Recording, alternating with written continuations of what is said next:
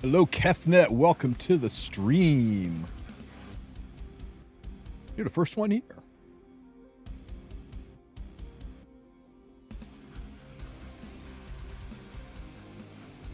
Remix, good to see you. Hey, Mochi. What's Juanito, hello there.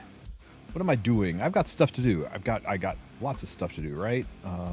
Did I do my guild? I did my guild wars, right? I did them this morning. Of course I did. No. This. And I've donated. I've done all of the good. I'm a good boy for my guild stuff. Hello, Yuki. Excuse me. Shop. I've not been farming today. That's not good. We should start a farm. I'm low on gold, and I should do that while I am working on getting some gear on my units. I'm pushing every button but the ones I need to. What's up, 984? Let's see. Sure, why not? You guys, go. Oh my god, really? Is this the way it's going to be now? Is this how it's going to be, game?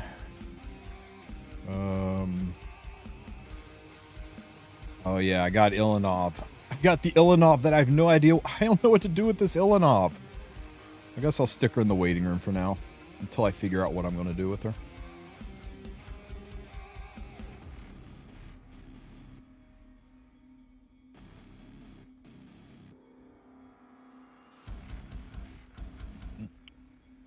Hello, hello.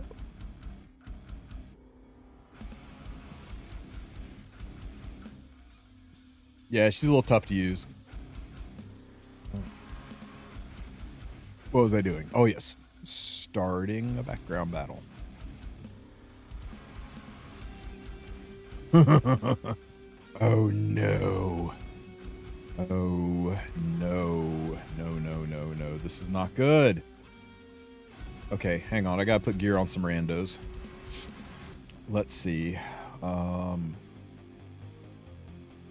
Arena, you need a counter helm. So let's just find you. Let's find you a decent one. For all the nuns of times I use you. Counter. Helmet. Yeah. I don't know, the ER is kind of nice. But man, those stats suck. Not enough defense on it. Let's find you with a lot of defense.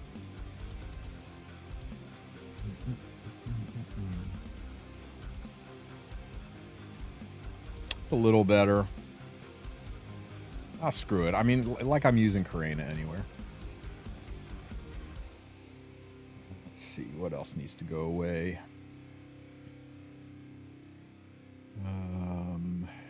Here, Aether, you can just hold 6 random pieces of gear. Does that get me taken care of? Am I allowed to play the game now, Epic 7? No. I need to find home for 3 more pieces of gear. Anybody able to tell me why we don't have more gear slots? Anybody tell me why? Ready to buy the arty from the shop and not spend bookmarks on the class banner. Yeah, we're all pretty disappointed with the direction they decided to take on that class banner. It's kind of stinky. Oh, yeah, you know what? Second FCC can hold a bunch of crap for now. Now we can farm. Yeah, that is the way to handle that class banner, right? Is you just powder the artifact and then you don't engage with that banner at all. Once they start losing money on it, once they start seeing that nobody's pulling on that garbage, then they'll fix it. Vote with your feet. If you don't like it, let them know.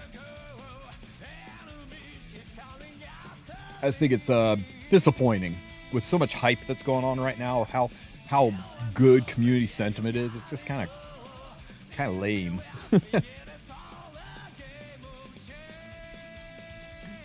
Hey.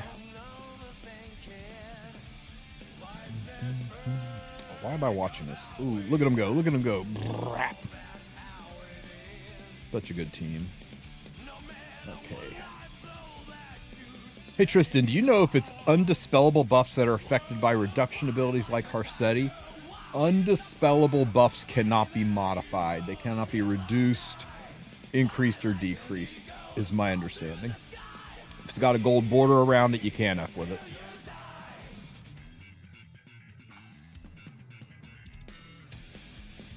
Trying to think of ways around this Arunca, aren't you? Do you think ML Arunca's CR passive works against her? Because if you unbuffable her, yeah, that's how you beat her, Goku. That's not works against her. That's the key to you doing it, right? You've got to get buff block on her and then spam hit her enough that she takes a turn, and then that goes away, and then you can start focusing on the bad guys. Or last minute seal her. If you last minute seal her and she takes a turn, naturally, then she won't proc it again. But remember, if you seal her, you don't get the CR pushes anymore. Does ML Arunca have any PV uses? Unless there is something in there that prohibits this skill from working on PvE, which I didn't see. It's a stupid tanky unit that will have all of the enemies focusing on her, letting you run the rest of your team. I think she's going to have really, really good PvE uses for clearing difficult content. Imagine some Abyss floors where you can just take glass cannons and go into things because they can't target you except with AoE. And if you're worried about that, you could slap a Crown of Glory on her. You could, put Shadow Knight Pillis on the team. Other people to reduce damage. Top partners for ML Arunca, anybody that reduces penetration, first of all, because that'll be the easiest way to kill her with a pen unit. So you get somebody out there like ML Ilanov, nasty. Other than that, units that are hard to kill with AoE, units that react badly to being AoE'd, like Janua. God, world's freaking the oyster for you with that unit, I think. Yeah, and that's the other thing, too. A lot of people are going to build Arunca with tons of ER, so good luck sticking that buff block on her. Renak just flat out ignores defense. Except there's a world of difference between 100% defense pen and 80% defense pen. So you get Ilanov out there. It's going to be a little rough. How long till maintenance? About 40 minutes. I'm getting pinged. Who's pinging me?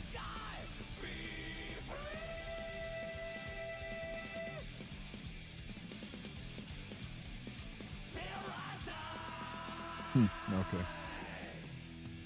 Anyway, where was that? What was I doing? Oh, yeah. Secret shop. Nothing here. Sanctuary. Buy all my stuff. Penguins.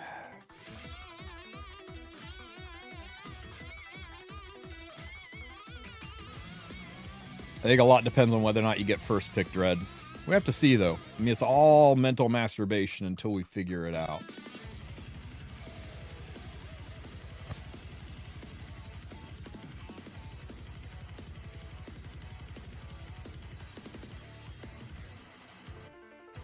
I don't need to be doing this. I need to be putting my gear on my units.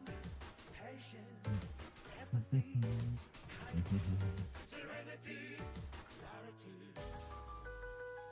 I have a carrot stuff I can get?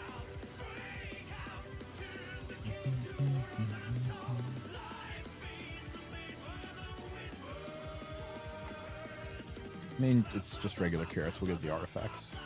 I don't care about any of this stuff, though. What's in this? That's kind of nice. That's kind of nice. But everything else sucks ass. Yeah. We'll wait until next week. Man, there really are no tickets next week. It's just gear, huh? In the Mola box. 50 Molagora. You heard what you wanted to hear, LA. It was very smart of Smaugate to keep silent about details on the class summon until one day before its release, huh? I don't think there's anything smart about the way they handled the class summon, but hopefully they'll address it. Hopefully they'll, I don't know, do something not dumb. Let me see.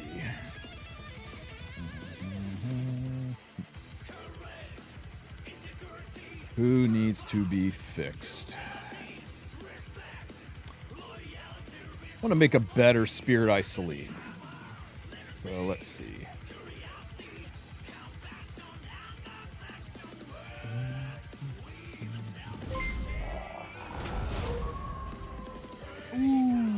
So wait, a limited thief is next, right? Ranak on May the 1st. Yes, Ranak is a limited thief on May the 1st.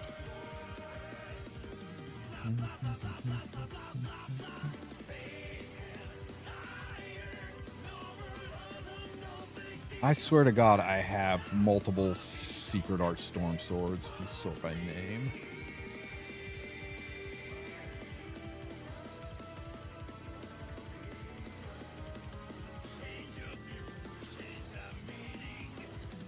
It's only plus 15.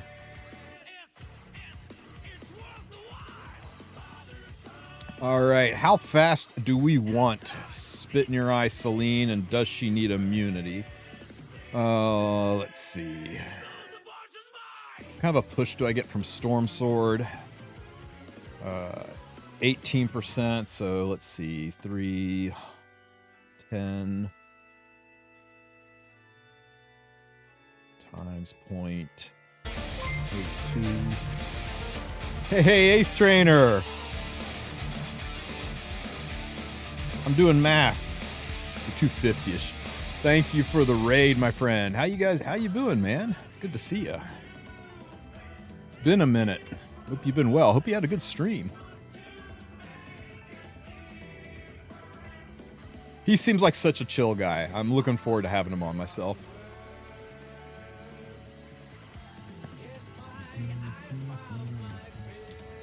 Okay, so let's see. I don't think there's any chance I can do this, right? Oh, why is it way up there? Sorry, guys. I'm messing with... Oh, it went behind my OBS. Hang on. There we go. I'm messing with Fribbles, so you'll have to give me a minute. Now, screw it. I'll let you guys watch. Let's see. Where's the display button? There we go. Okay, so... the Spit in Your Eye Celine. You are here. I'll go with this. I think like 250. Doubt I can do 250 with Lifesteal. I'll punch it just in case, but I'm pretty sure the answer is a big resounding no to that. Yeah, of course. So let's see. Speed.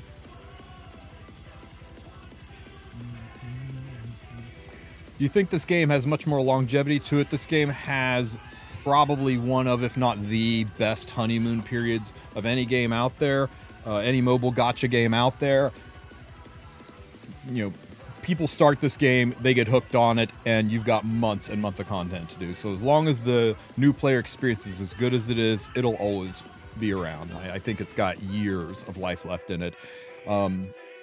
Eventually hit the end game, and you know your advancement seems a little stale. Everything's kind of solved for you, and then you just got to really enjoy the community and really enjoy the game itself to remain beyond that. I think your average E7 player is gonna have about a 5-year lifespan on them, unless they're diehard purists or are really involved in the community. But yeah, I think the game's got a lot of life left in it. Is Ranak the natural counter of ML Arunca? Ranak is a counter for ML Arunca. Whether or not she is the counter for is left to be said. And you know what they say? If something counters a unit, something will be used with the unit. Remember when everyone was like, finally Harsetti's days are over, young Senya's here, and she'll stop all those Harsetti comps? What happened? Can anybody tell me what happened right after young Senya came out? Did Arunca go away, or did they suddenly team up? So yeah, have fun dealing with Robin. All 310 speed of Robin's ass hiding behind the world's slowest Arunca, and while you spend your entire short life trying to get through Arunca so you can get at Ranak. Yeah. Anytime somebody says this is a counter for it, the first thing I think of is, how can they be used together? You can lower speed for more damage.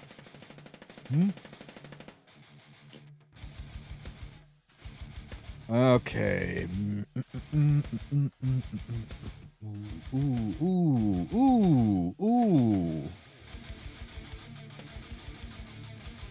Can I do better than this?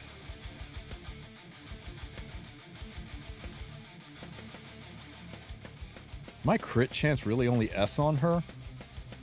Shit. Do I have more Selines hidden anywhere? How do I not have more Selines than this? No. Oop. I really don't have extra Selines laying around. They're in the storage, right? Surely they're in the waiting room. Great googly moogly. All of my Selines turned into Urvalins. Who let this happen? Ah.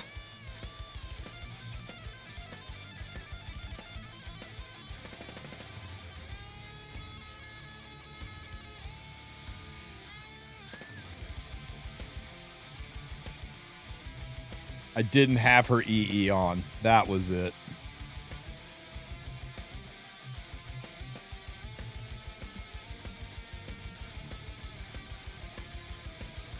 Okay.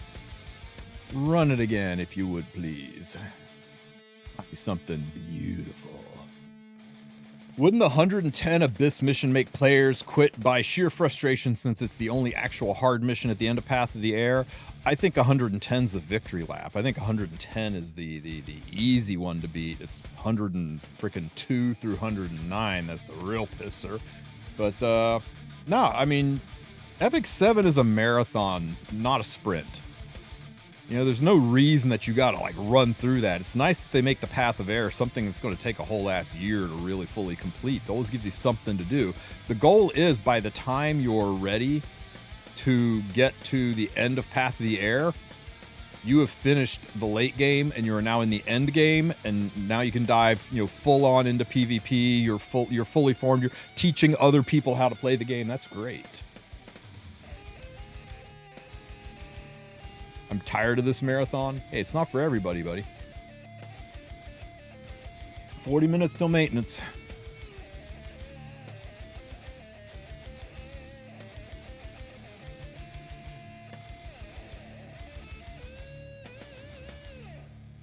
Can I show you your Phyllis that you use for Labyrinth? Sure. I think I took her boots off, though. Yeah, I took some gear off of her because, I'm friendship farming her for, like, reasons. Think she looked like... Let me see if I can rebuild her.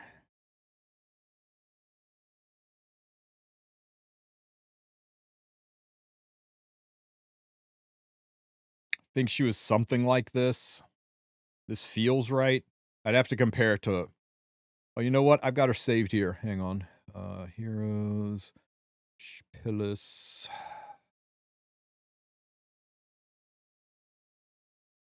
$16. Yeah. Wait. 16.24.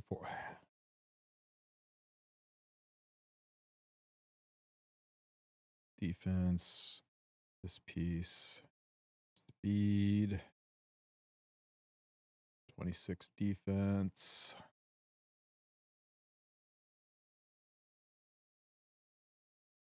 29. There she is. That's my Wyvern Phyllis.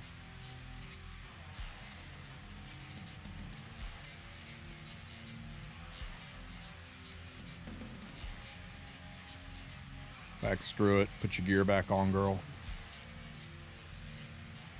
Before I give it to somebody else accidentally. Can it be used in Labyrinth? I don't see why not. She's very well built.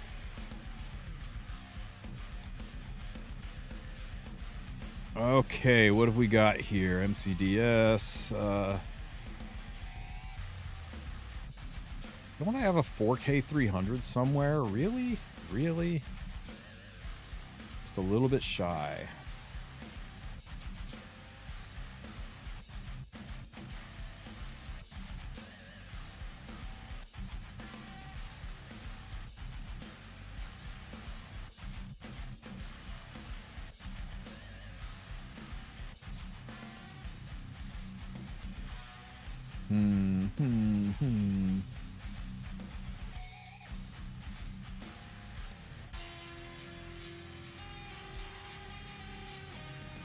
Guys, do we go 250 in good damage or 265?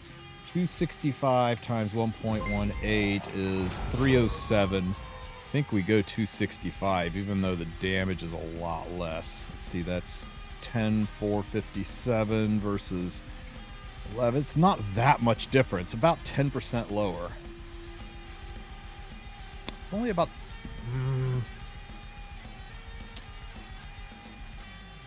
The 256 filter, 259. Filter that down. Okay, 263 is where I dropped from 11,000 to 10,000. 263 is not bad, and it really doesn't steal from anybody.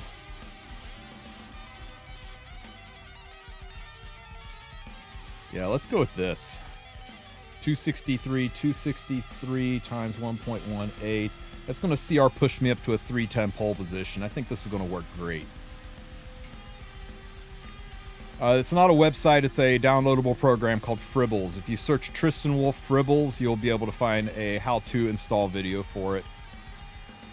Recommended. Not recommended. Manage. Speed set.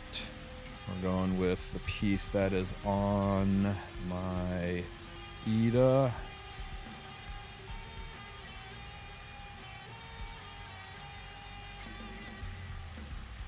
I think it's 15 speed, 11, 12, 14, 15.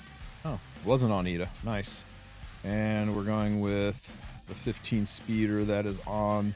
Man, I miss using Top Model. She was such a fun opener in her time. And we're going with the 12 speeder that is on Nobody with the crit damage main. Let me see. 12 speeder.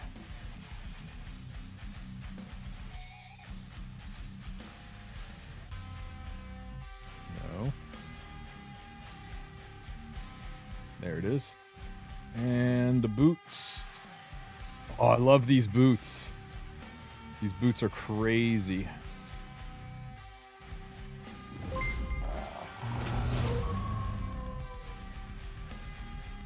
Check those boots out.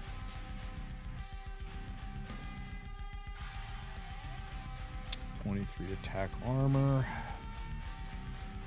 And speed set.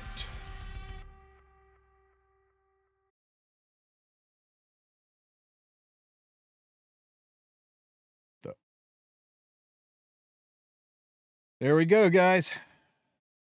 Not a bad Spirit Eye. Not earth-shattering or anything, but not bad for, like, you know, leftover gear. What happened with Deity? I don't know. What happened with Deity?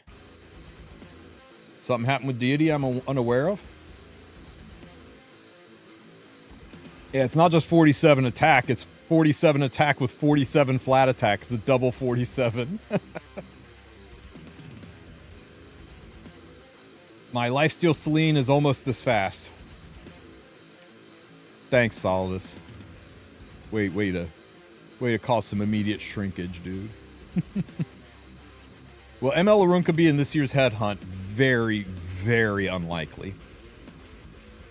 Anything's possible, but I would say if it came out in 2025, there's almost no chance of it being on the headhunt for 2025.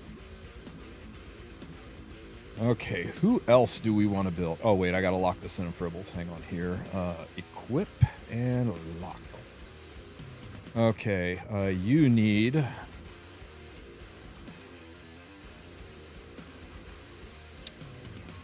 You need a good DPS piece.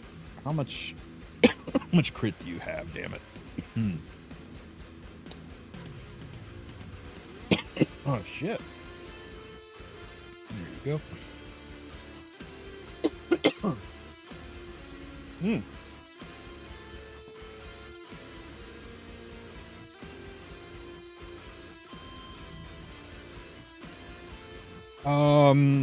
No, Sue, not Deity. Stu usually flies second chair with me, and having more than 2 other guests on at a time, it gets too crowded, too noisy. I'll probably have Deity on next time. Good God. That's terrifying, dude. That's terrifying. Okay, who else needs gear? Hide fully equipped. We don't care about... this is secondary Euphine. We don't care about her. You could have an artifact, I guess.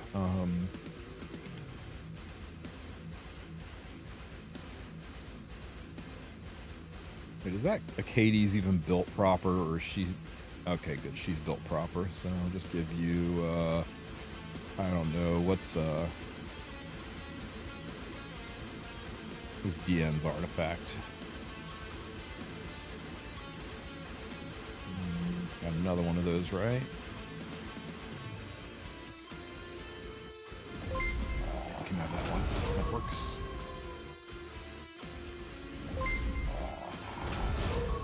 What does Selene... Oh, does Selene need ER, or should I just max damage? If you spend any time around me, you're going to hear me say a lot that ER is a fake stat, that I don't believe it even really exists. But the people on the Japan server, they definitely make some grounds with ER. I guess there's a slim chance I'll use Aola somewhere. What does she need? She needs a speed. Something with ER and effect resistance, ideally. Okay, I can't... Oh, on the neck. This? That's okay, right? It's not amazing, but it gets the job done. 15, 12. Yeah, it gets the job done. And we can upgrade it, right? Reforge and... okay, that's fine. We have boxes. We have boxes. Boxes for days.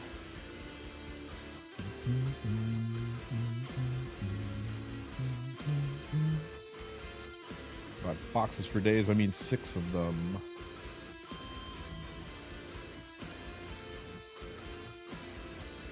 It's 99 gear scores, worth getting.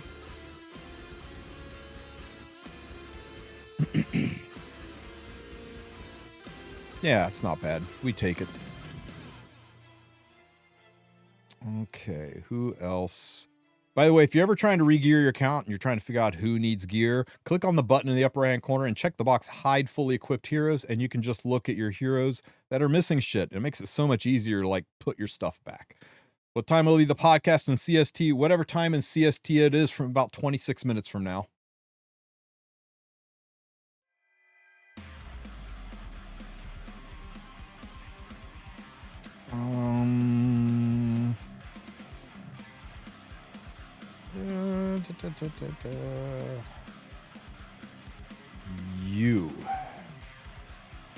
You're my damage one, so we need to get some rage stuff on you.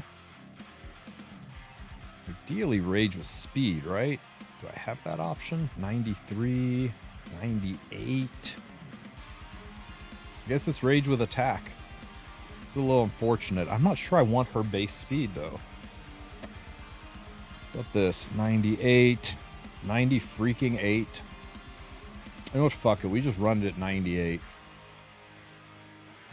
Not like you're used anywhere but PvE anyway. Let's see. Do we have a leftover Tachi for you? There's one. Will I pull Arunka live? Yeah. I'll save and pull her on stream for sure.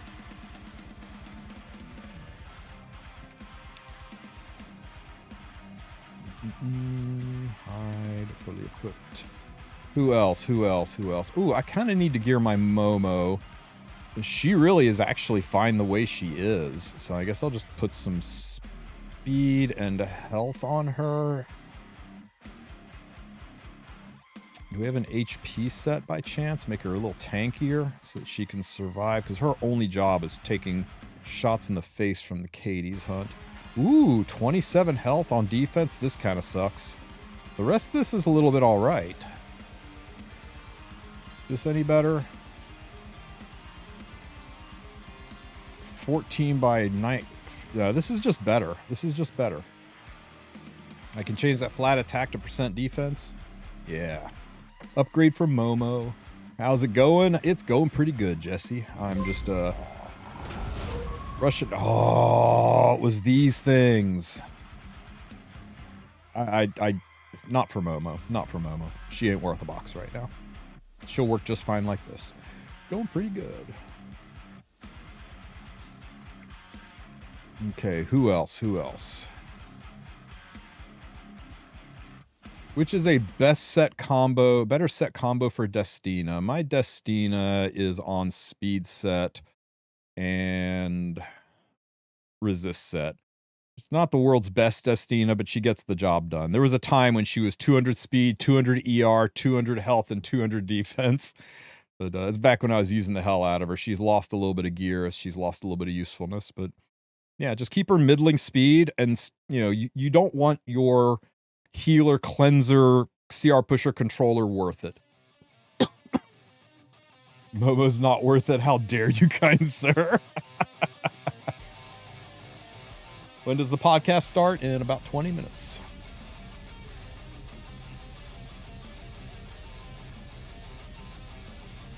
Okay, what was I doing? Oh yeah, looking for my ungeared monstrosities. Let's see. We do need to regear Dorcas, but that can wait.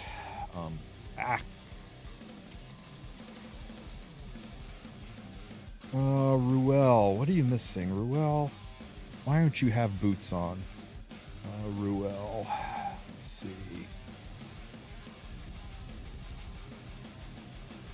Ruel, you were wearing, those are pretty nice. I bet those are on a Runka now, aren't they?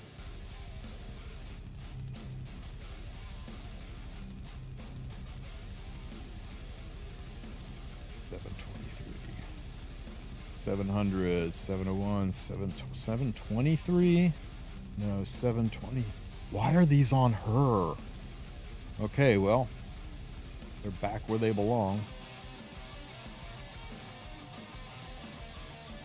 Why are you hurting me, Dub?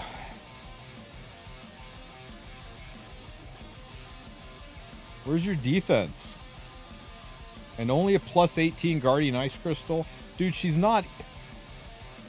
I mean, I guess she is triple S. We'll give you that. But if you need the triple S to overcome the fact that your gear is just not good enough to get her where she needs to be without it, then I get you. I get you. What you got, Cranked? Zoom, zoom. Counter Celestine, man. That's nothing wrong with that. A little bit of constant healing. Maintenance is in about 20 minutes, guys. Okay, back to putting my gear back. Fixing... Oh, wait, what do we got here? Ooh, points.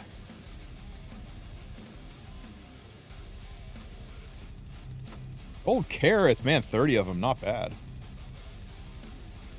I hope they give us something else to do with these proof of courage, because we're going to wind up with a shit ton of these things. Let me see. Here. No, here. Any other Soul Weavers I care about? No. Any other mages I care about? I should fix Aura. Dizzy just needs an Abyssal Crown. Red, thank you for the sub, buddy. How the hell you doing? Polly just needs a book. Galatia. Galatia to you too. I don't have any spare books. What the hell? Oh, nope, that's not a book. Weird. Okay, well, you don't need a book then. Suthin just needs 6 pieces of gear.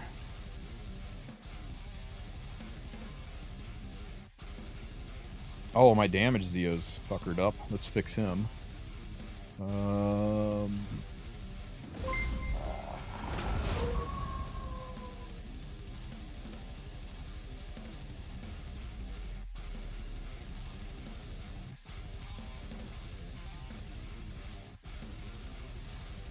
Sorry, just got a message from Mr. Pokey. Let me see. What is my Zeo? Goes over here.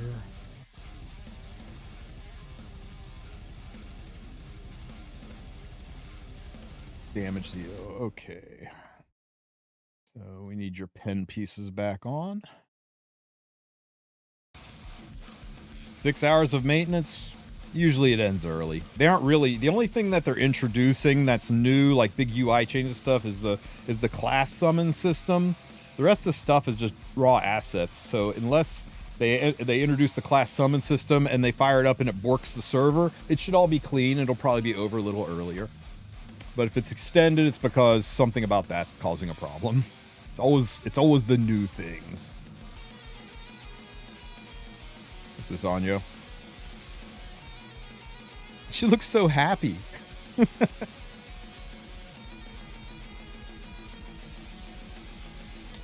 me see. Let's see. 25 crit damage and the 17 attack. 25 crit damage.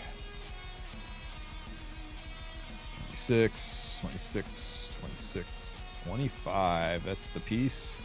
And then this one was attack. That's 17%. No.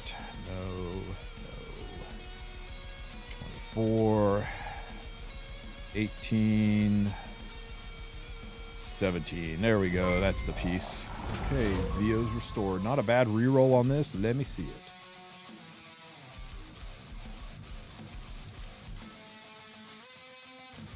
It's a beefy piece, man.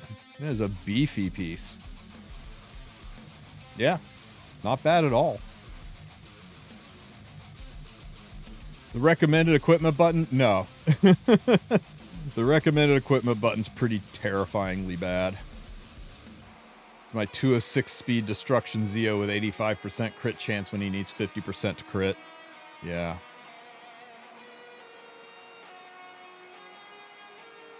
Early on, it's fine, but later on, you're going to want something a little bit more,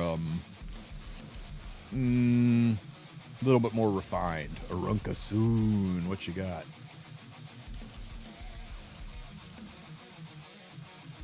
That's going to be what, about 3,500 by 24k health? With some ER, too. Nice bit of ER. Yeah, it looks good, man. You pulled a dupe Arunca this morning? Nice, nice. My Arunca is going to be triple S on arrival. Okay, it's enough of them. Let's see, Rangers. No, no, no. God, I used to play Elfelt like she was going out of style. I loved playing Elfelt. Back in the single target cleave days. Politica, Flan 2. Flan BBK cleave. Gorgeous. Don't really need a Saria geared right now. Naqual, I might put gear on her later. Nobody here really used. She's fine. I should rebuild my Watcher. Should I change this to damage or is this fine?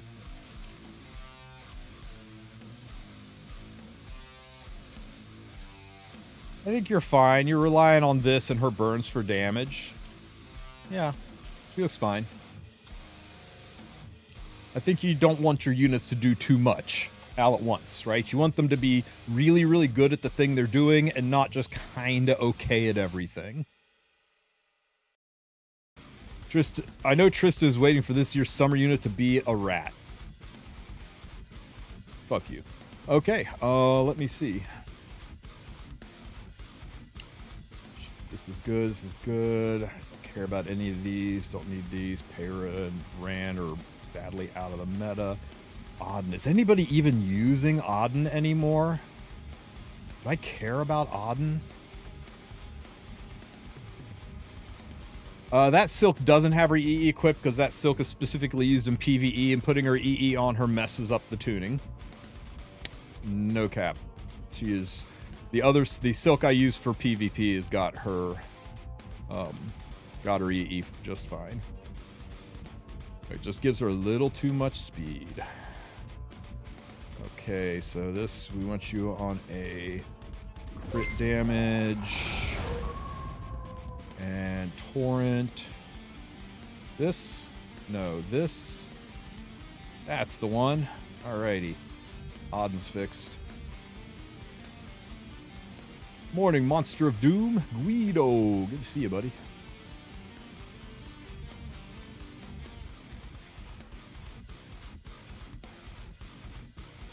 What you got, Slash? Needs an artifact. Oh, there's been something I've been meaning to ask you guys. I think maybe we just do this in a in the most proper way possible. So let's see. Yeah, this,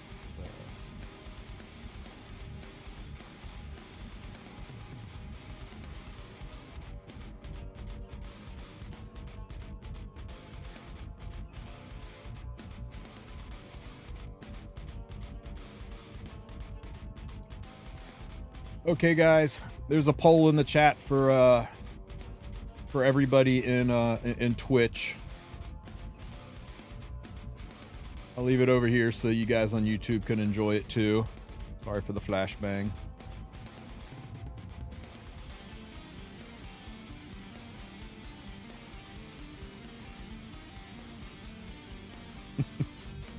Man, it is a dead heat between who has the luckiest motorcycle seat.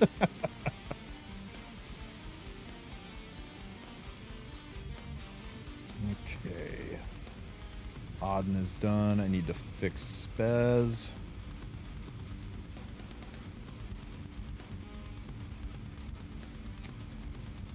Nice thing about Spez is he doesn't even really need gear.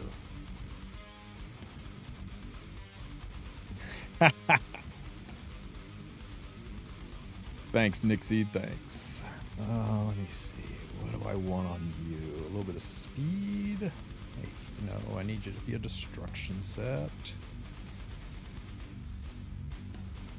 Ooh. Yeah, we'll take the freaking legend tier crit chance. That works out fine. Winter at 280 speed, good enough with 150 effectiveness. If you can get Winter into a fight, sure. You'll find she's not the easiest unit to play in 2025.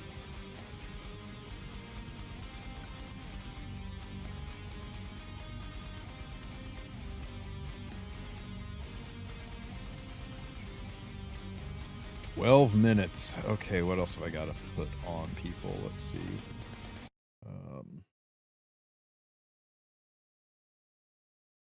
I'm not worried about my SIDS. Kisei's fine.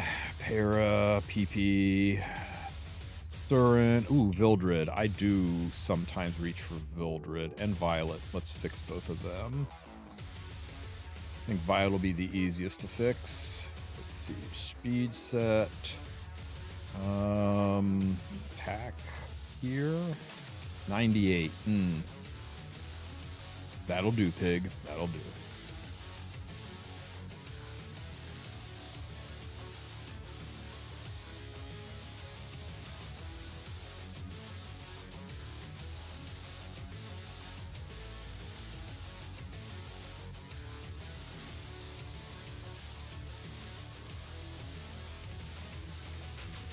Is ML Sharoon worth a pity?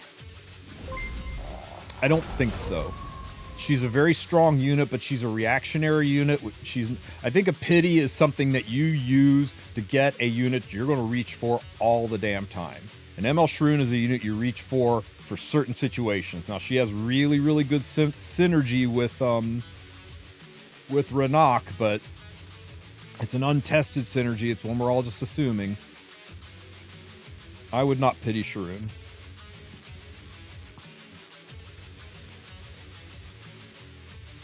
Ew.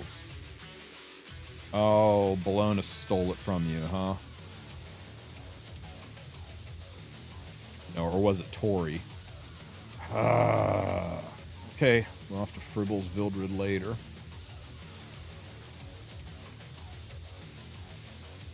Any knights need gearing? Got 10 minutes left. Don't use any of these. Don't worry about that Abyssal. This is a backup Abyssal. Let's see. No. You... surprisingly... Can you imagine a world where we're not using this unit all the damn time? Maintenance today in like 8 minutes.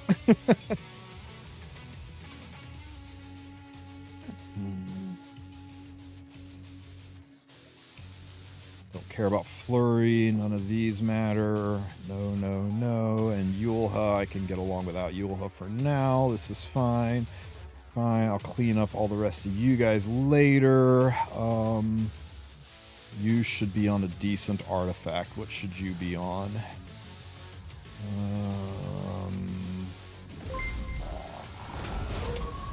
What are people running nowadays on the Conqueror Lilies who never gets freaking played anymore because she's just not that good anymore?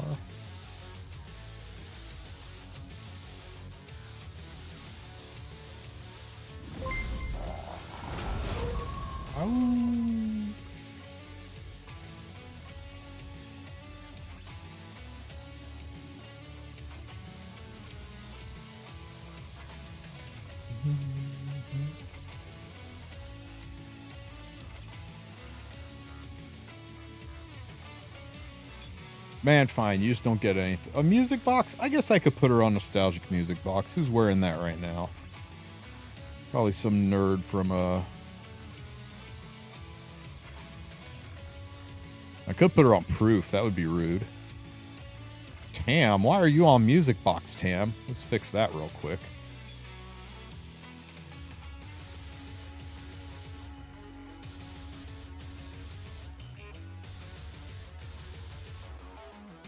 Oh, you aren't screwed up from Hall of Trials, are you, Tam? Okay, no, you're fixed.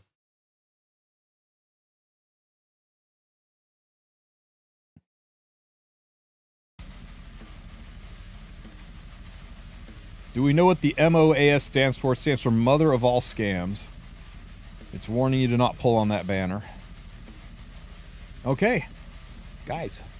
Arunca wins by a very narrow margin of 55 to 45 for luckiest motorcycle seat. How long do you think it'll be until ML Luna is in the shop?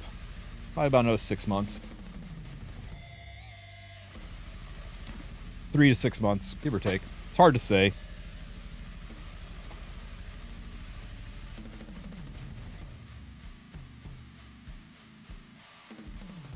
Zolan, a man of taste. Okay, I don't really have time to do arenas, so I'm just going to burn through some quick battles for points.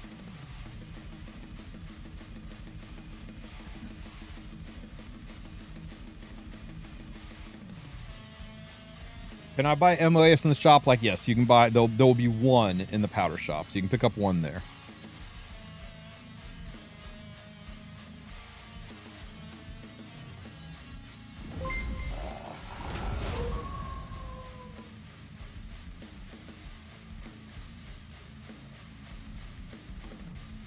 In fact, that's kind of the way you should play it. You should pick up the one that's there, and then just work on bottles. Because there's... You could literally spend money buying packs that have bottles in it and come out ahead than what you would have to spend in in-game resources to freaking max out that banner when there's no guarantee, no safety net, no pity. There's off-banner arties. It's so bad. People that go into that banner to chase that artifact, they better be Giga Whales. And Giga Whales already have Rocket Punch, so I don't really know who that banner is targeting.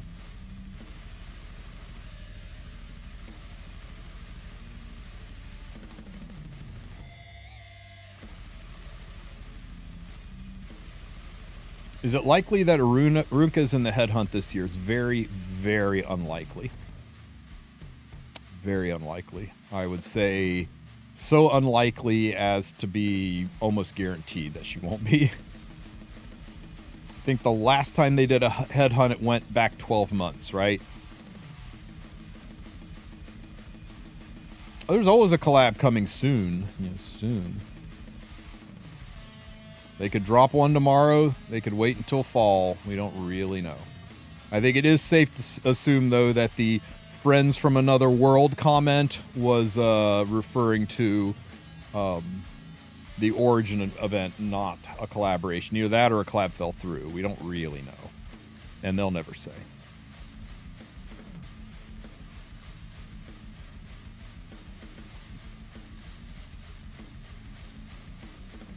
basically what she's there for. She's there for when you wreck. Sue's yapping. Is there anything else I need to do? Collect this. Points. Any news on Chaos Nightmare release? I had heard it was pushed back a couple of months, but no. Bleach? How could it not be Bleach? Stamina's done. We have, shit, how much time is left? 4 minutes. I have time. Here and here. No, not there. Here. Forgot to go see the scam artist, speaking of scams.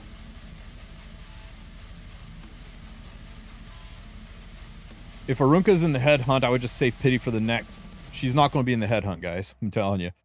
I mean, my crystal ball's in the shop, but I don't need one to be able to tell you that they're not going to have 2025 units on the headhunt. They never have units on the headhunt the same year the headhunt happens.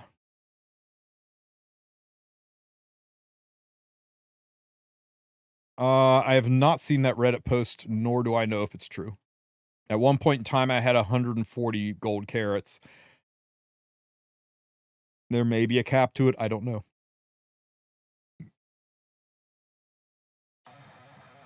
They do 6 months windows.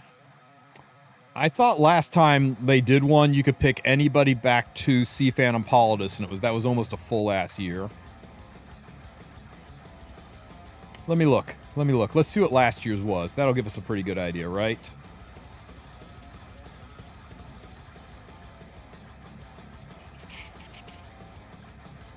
Five months ago, who to pick from the headhunt event? Let's see. In the can't get column was that Ilanov, Senya. You might be right. Senya came out before Ilanov, right? Wasn't anybody else in the can't get column, right? Okay, so let's look at the Cecilia bot timeline.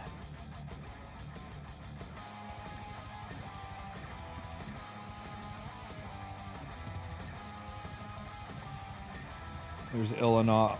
Did Ilanov really come out after Luna? I guess she did. Senya came out in June. Or at the beginning of May. And the headhunt happened early this year. It was 6 solid months. You know what? If they do it like they did last year, then Arunka would theoretically be on the headhunt, because Arunka is the same kind of window as Sea Phantom Politis here. You know, more like this one. And they said no to this unit. We're kind of pulling on this window right here. I think she's right on the line. A lot depends on when they initiate the headhunt, right? A lot of people expected Senya to be on the headhunt. Sue expected Senya to be on the headhunt because she was within the 6-month window of when they normally start the headhunt. And then those SOBs started the headhunt 2 weeks early and denied Sue from getting his Senya. So it all depends on when they start it. If they start the headhunt a little bit early, you could be boned on picking up Para. So yeah, don't really know for sure. Hey Sue, how you doing, buddy? I'm doing all right, Mr. Wolf. How are you? Let me do this real fast and turn off the alerts so that way it doesn't like go crazy. Hello, Mr. Pokey. Yo, wait, hold on, let me fix my cam. Yeah, let me take your time. I gotta get everybody's noise sorted and volume levels. Yeah. On my end, how does Pokey and Tristen sound for you guys?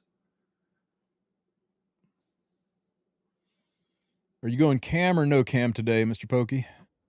I'm going cam. Just give me a second. No, take your time. Take your time. I was just... Did Genizod say he was going to make it? to you or not? He did say he's gonna come, but Okay. I He's think always he might welcome. still I be sent him the same busy. instructions I sent you. I Yeah. just hadn't heard back from him. All right, so Okay. Let's see. all right, so Okay, let me see if I can get you guys up on the stream. yeah, here. I'm gonna do the same on my end, guys. I'm gonna see if I can get their cams on screen for you guys, especially Tristen, because Tristen is usually the showrunner, so that way we can kind of follow along with him. Everybody say hi to Mr. Sue, Hi, how are you? whose lovely mug is on the screen. And guys, check it out. It's Mr. Pokey. There you are. Hello. All right. Okay. All right, so let me see it. Yeah, so that way you guys can see everybody at the same time. Sue, I just want to let you know that we did a poll. Yeah, and what Here's the about it? results of the poll. Who has the luckiest motorcycle seat? Oh my god. God, you guys on my end can't see it because I'm in the process of putting it up on the screen for you guys, but it's asking who is the luckiest motorcycle seat. 55% of Tristen's audience thinks it's a Runka. But obviously everyone knows on my end that it's Pera. Lone Wolf Pera is way hotter. Vulcanet saying fake poll, no LRK option. Hold up. Yo, I think Janice is coming. Let me DM you. Alright, yeah. We're gonna just like have Tristen's here in the center. Like you'll be able to see me again twice in like stereo here, but that way you guys can actually see and follow along like with like his show running notes in case he decides to like see other stuff. Or worst comes to worst, if you guys just want to watch it this way, let me know. We can do it this way. Yo, Tristen, Janice said that the Discord invite link it's invalid for me. It's buggered. I'll send him another one. Okay. Yeah. It might have just expired is all. Sometimes So it's for those of you guys who are like new, because people are asking, what is this maintenance God damn for? it. So every 2 weeks, Epic 7 goes on maintenance for like 5 or 6 hours, right? That's it. It's just, this is the time when they take the game down, they add all the new characters, right? So basically all the stuff that they've been teasing on YouTube, on all the message boards, things like that. This is when they add the new MLs and whatever else have you. Any new content, new banners, all that stuff gets programmed in at this time. 6 hours of downtime is sad. It's just, that's the way it is. It's always been that way, right? But the thing is, they used to always have like actual like live streams from the company back in the day during this time, so you would have something to keep you occupied while you waited for the servers to come back on. And wait, how frequent is this thing again? Sorry. What? Like every 2 weeks. Every 2 weeks. Every the 2 same weeks. time. Okay. So it's scheduled for 6 hours, but it isn't necessarily always 6 hours. Sometimes you'll be like, wait, the game's up after like 2 hours and 40 minutes. But they say it's 6 hours. They give themselves like a huge window to work with. You guys all excited that you got the clip, the leak of the questions I sent to Genizod about what we were going to be covering in this tonight's stream? You guys all excited about that? You get to see what we're going to talk about, RTA and all that kind of stuff. Yeah. Right, welcome, Mr. Genizod. Yeah. What's up? Hey, buddy. Let me run your volume up here. Dude, just wake up. No, I've been up. Oh, It's good to hear you again, Jenna. How you been, Hey, buddy? what's up? Oh, things are all right. Are you going cam or camless today? I'll turn my camera on. I was just waiting. It's up to you. I just set up.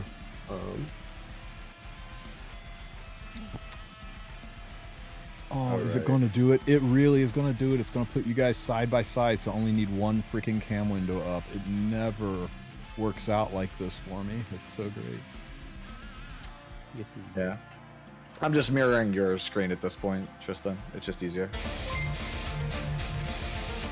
Hey, here he comes. Valky, thank you much for the raid, buddy.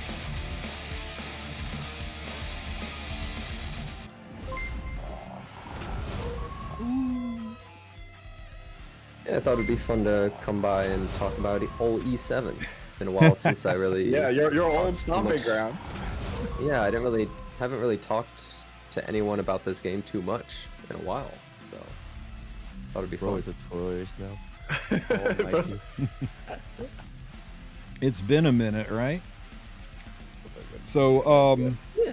we got a burst of data, new new updates, patches, all the stuff that's coming after the maintenance is over and later on this week. We can go over that first, or do you want to just dive in and talk about anything specific? That's my bad. Um, Try to see Tristan real fast. Sorry about that. I was just trying to see if you want to combine the chats. That's all. Yeah, it wouldn't let me. I got a big old error message when I tried. Don't worry about it then.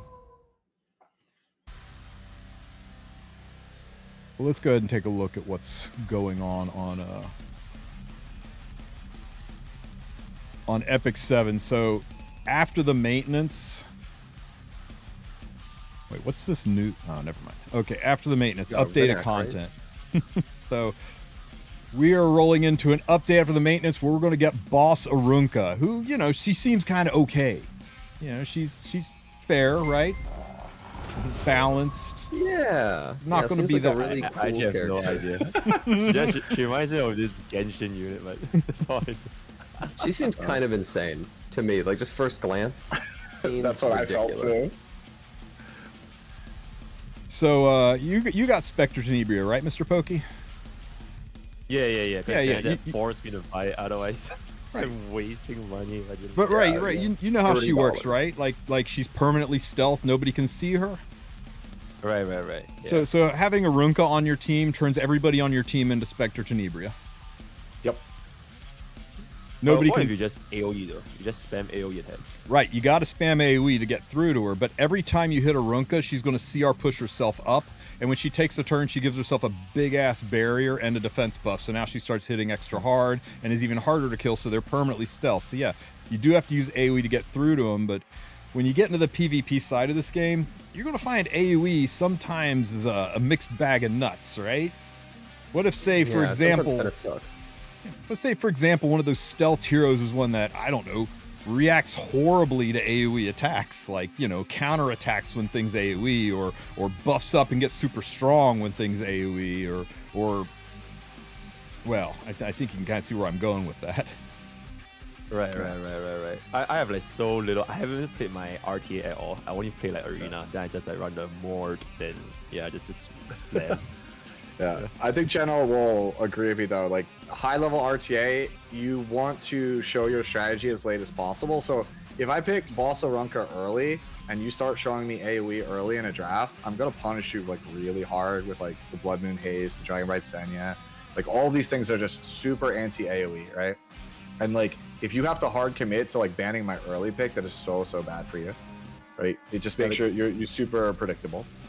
Yeah, she seems kind of insane.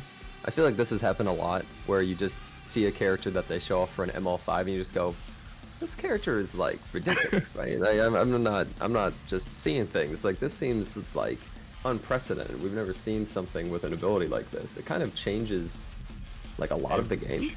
Yeah, it changes everything. It changes actually in a way. Oh, also, really quick, I just want to say that $30 Spectre Tenebria pack is the best pack I've ever seen. Just like people pay more money for just the Molagoras in that pack. Just the Molas cost more money if you were to buy them. Like that is the best pack in the history of this game. That's not even close. Yeah, that pack is pretty wild. It's between that or the once in a lifetime Luna pack. Like it's one of those. Yeah, I mean, yeah. Poke would have bought that ML Luna pack. Yeah. Mm-hmm. They have an ML Luna pack. It was when she came out. It was $30 for 6 pieces of equipment. Every single piece had 17 speed on it. Oh my god! Wait, and it came with ML Luna. No. You got some. You got like some summons with it, but it was 6 pieces of gear with 17 speed on all of them. Okay. It was perfect for ML Luna gear. A character is worth less than the gear. Yeah, like they were still selling the event. Dude, they were still just selling it. It'd be like in HSR, like I haven't played HSR since like 2.0, but like it'd be like if they sold you a pack with like perfect relics for a character, and they're like 80 to 90% the best thing you can get. Like so you get like energy regen, but it has like perfect subs, and it's like it would be crazy. It's all like 8 speed on it, right? It's not like cracked out, but like So it's like imagine they sold you a bunch of relics in HSR and they all had 8 speed on it for $30. Yeah, that's kind of crazy. And then people were like riot and like pay the way. Dude, we were like, oh my god, they're selling power. Wait. is what chat's saying right, Mr. Pokey? Do you have a 21 speed helm already? Yeah, you got it like 3 Oh days. yeah, in. I got it like 3 days ago. It's like What the 100 hell? gear score, 21 speed set with It took 11 me- crit chance. It's You know- speed set. Yeah, Wait, what slot is it? it's a helm. The hell. Okay, I was It gonna say if it was took a me- sword, he has a faster helm than me, and I'm faster sword than me, and I'm here for 7 years, bro. It took Yeah, me you equal helm 13 to me, months. basically. It took me 13 months to get my first 21 speed piece, and that speed sub was on boots. Wait. Oh, is it like a HP or defense based? I see. Yeah, Oh, it was an okay. attack main boots, 21 speed. Yeah, so Dang. they're actually really good boots. So I'll show them The to new you. but- player event yuck. is pretty unbelievable. In fact, I would say the new It is player event insane. is it's so good that it's actually insulting to everyone who's been playing this game for years. Like it's actually like one of the biggest dramas basically in, for instance, Wuthering Waves is literally the fact that old players feel disrespected. If they played this game, they would have a heart attack. They would kill themselves. Absolutely, How absolutely. insane Yeah, the new dude. player event is. I feel Yeah. so bad for some returning players because I have people who are like, I took a year off, I came back. Why don't I have all of the stuff that the new players are getting? Right. And I'm like, Right. I'm sorry about that, bro. Make a new Wait, account. so the path of air is only for brand new accounts. Yep. Everybody else gets Yeah. like it's like the journey of something instead, which is like Why though? sure you get a couple mullahs, you might get like an extra copy of Brieg, right? You might get Yep. some gold, maybe like 10,000 Yeah. but that's it. You don't get the Yeah. at the ML selector, you don't get the tickets, you don't get all the summons, the cracked out gear, you don't Yeah. get all that. I'll definitely say I think that the new player experience they gave was obviously awesome, like great job, but at the same time, it has completely destroyed new players' understanding of gear.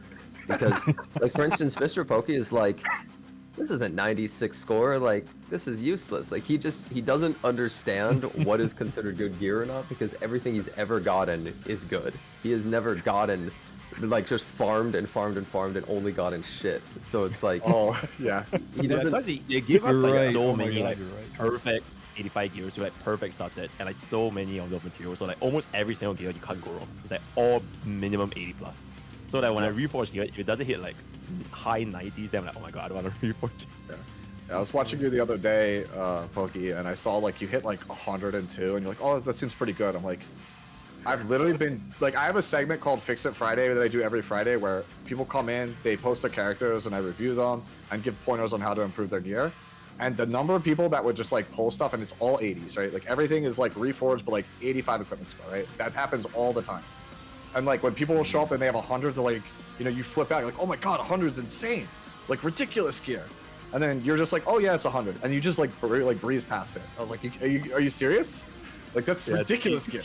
Kids these days, man. Yeah, I just you guys have it bad. I have it good. Check out Pokey's Luna, a 285 Yeah, no- Luna. You're what, like 6 played for days a into week. this game? It's amazing.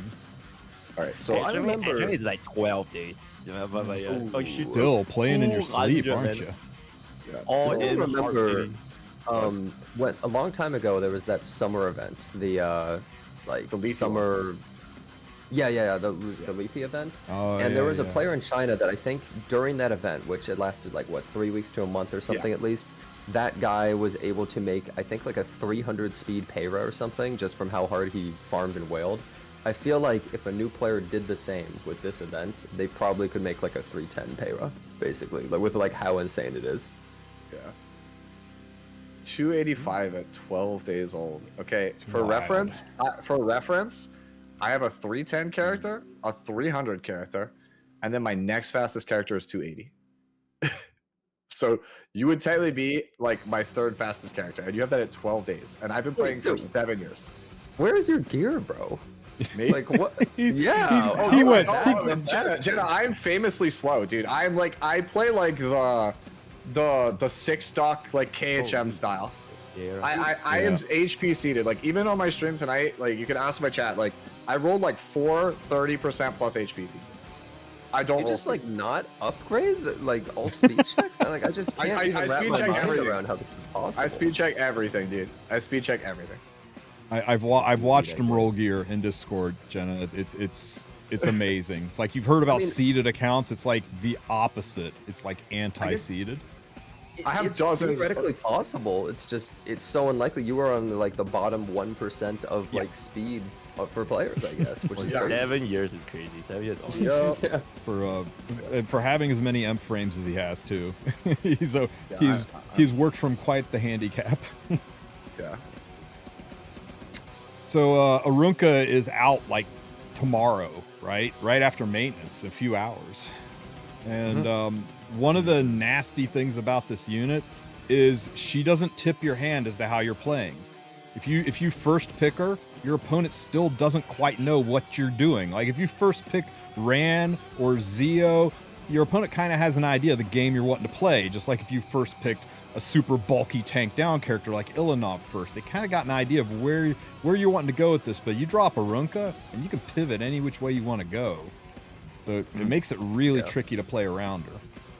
Isn't she essentially the ultimate cleave anchor in a way, where it's like you have to attack her, you have to fight her? It's kind of like what every single cleaver, I feel like back in the day, wanted, where they would draft like Apocalypse Ravi with a full cleave team. But now with Arunca, I mean, that's literally what people want. It's like, well, you have to fight this thing 1v1 before you can even attack my team. It's crazy. Yeah. That's like the age-old adage, right? It's like, if it's good against Cleave, then Cleave plays it. That's it. Pretty much. I actually got a DM saying, Tristen, I know you're a cleaver. How does it feel now to know that Cleave is dead with Arunca coming out? Smiled and you're said, gonna first pick it every match. Strangely, I feel fine. I'm guessing she's gonna be perma-ban like Harsetti and I guess Luna. There's only so many who you- bans though. Yeah, who you gonna let off the chain? You're gonna let Luna out of her cage? You're gonna let Harsetti out of her cage? You know, who are you letting out of the cage to let this unit roll into your draft? Yeah, Lidica is like the new menace. If like you're somebody like me who's slow, like famously characters with bind they destroy my whole playstyle. Like I can't let those characters through. Yeah, Yeah, do you it's think she's pretty like rough. even more like impactful than like Luna and Harsetti? I think she's Not that equally. Harsetti. Not Yeah, Harsetti. Nothing's as impactful as Harsetti. Harsetti changes the way you think about the game. Like I see. literally global passive. Like that level of just like, okay. Oh my. Yeah, it She's also literally, like ruins any match that she's ever in. The complete game is turned on his head. Yeah. I Like see. yeah, you're like, let's play chess, and then she just like swipes it off the thing and goes, actually we're playing tic-tac-toe or like Connect 4 or something. Just slams on the table, goes, different game. We're done here. Damn. Yeah, Harsetti has like an anti-fun debuff into the game, right? She's going to be frustrating to fight against, but not impossible. Yeah. I think the big trick to her is going to be to figure out how you can get rid of this. No, we'll just stare at Vivian. It's fine. Come on. Oh, there it is. Just covered up my Don't chat. go to the Pawn Star. It's top 7 prize prototypes. Best I can do is $30. I think I think the big trick to her, right, is you're going to have to get something on her that's going to stop her from reprocking her buff, so that you can then go and kill her friends. Because once she's alone, like kind of like with Child Senya, once she's by herself, she's not a problem anymore, likely. But Smilegate about the only way doesn't you're going. know what to do to her. Hmm? I think Smilegate doesn't know what to do to her. They made Child Right. Senya, but Child Senya's just good against everything in the game. Yeah. Like, Oh. So theoretically, you get a buff block on her, which won't be the easiest thing in the world because her stat line makes it pretty easy to build her with effect resistance. But you get a buff block on her, and then she takes a turn and she can't reapply her own buff. It goes away every single time she takes a turn and then comes back when her turn is over. So if you stick a buff block on her, it goes away on her turn and then can't come back, and then suddenly her back row is revealed. So you got to stick a buff block on her, and then you got to hit her a whole bunch to get her to go and take a turn, because every time you hit her, she gets a 25% push down the CR line. So if you hit her 4 times, she takes a turn. Hell, if you hit her 3 times, she's probably going to take the next turn. She's slow, but no unit's that slow. 75% CR push is practically a new turn. Now, some people are saying, or you could put Seal on her. Yeah, but if you put Seal on her, you're sealing the CR push as well. So you're going to have to wait forever because 93 speed is like in the bottom 1%. There's like maybe only 5 units in the game that are slower than this. So you're going to wait for her to creep an inch up to taking a turn before that buff block happens. And by then, the enemy is likely cleansed the buff blocks some way, shape, or form, or you're just dead. So a lot of people said, hey, we'll just use Firelitica because Firelitica can buff block her. I was like, yeah, and she restricts her and pushes her to the back of the line. It's like completely opposite what you're trying to do. You want to find a way to get a block buff on her and then cycle her to take a turn, then kill all of her friends. That's the only real path forward, and that's a lot. That's dedicating a lot of your team's skills to dealing with one problem, to pry the lid off the can so you can get inside of it. It's going to be hard. Yeah, there's probably stuff you could do with like defense break though. Like there are definitely like cleavers have tools, I think, to burst her down. It'll probably take like MLTU. yeah. What'd you say? MLTU. Yeah, MLTU could do it. MLTU could do it. All right. You just have like Zio push her back, Teu zoops up, Soulburn Teu, Deathbreaker, ignoring ER, one tapper with extra turn, and then just proceed to set up with your other 2 characters from there. Like, yeah, it's possible. Like, it's not that's what we were saying before. People kept asking. I'm sure Tristen, you've seen this before. Like, who to get? Do you get ML Ilnav? Do you get ML Luna? Or do you get Arunka? And it's like, me personally, I believe you take the top tier, rather than the potential top tier. Because on paper, Arunka seems ridiculous. But if like people just go Teu cleave and just, her out of existence turn 1, like who cares? A lot of people are saying bystander Hua Young, and yeah, Hua will be really good into her, but if you don't have a soul burn behind it, I don't think Hua is going to be able to kill the average one of these. I like how Mr. Pokey's just here, just like, yeah, totally. He's just soaking it all. I'll look back today, like in a few months' time, like, okay, yep, this was deja vu. I understand But that's what makes the game fun, though. Is like there's so much to think about. There's so much depth to the interactions between the characters. And not just that. I mean, there's so much to do in this game. It's MMO level complex. I mean, that's why I love recommending this game to people. Is once you get started in it, once it gets its hooks in you, you've got months of content to do. And once you've completed all that, your entire game experience shifts as new things open up to you that were inaccessible before. You start being able to care about Guild Wars. You start being able to climb an arena. You start being able to dip your toe in RTA and go, I'm able to get a frame this season. I'm able to get a skin this season. I'm maybe I like it enough that I'm starting to build specific units. Now I'm starting to think about things like speed tuning and attack tuning and turn order. I'm starting to really take a hard look at unit synergy. When units come out, I'm like, I'm less like, holy shit, look at this kit. I'm more like, holy shit, this kit will go great with these other units I have. And this is the key that was missing to the puzzle that unlocks things. It's a really great feeling to have the game evolve like that along with your gameplay. Yeah, absolutely. Unlike fighting Arunka, which will not be a good feeling. Now, I was just gonna say, yeah, everything you say makes sense because like the game really helps you a lot with the progression. So like every single time you make the progression, it feels good to know that, oh, you unlock this, you give this hero, and then get the gears, and then get this content, and then content leads to another content, and then just keep going on and on and on. And yeah, it's very, very nice. I don't want to spend too much time talking about MOAS here. Oh, I saw a video about it. It was. I was not a boss game. I was a little bit upset when I made that video, just a little bit.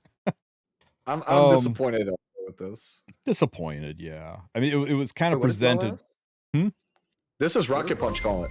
So this was Smilegate's way to deal with the fact that there's collaboration artifacts that are still relevant that can no longer be accessible. And the first one they're starting with is Rocket Punch Gauntlet, right? It's got the exact same stats as Karena's artifact. They're actually making in-game artifacts that match dead collaboration artifacts.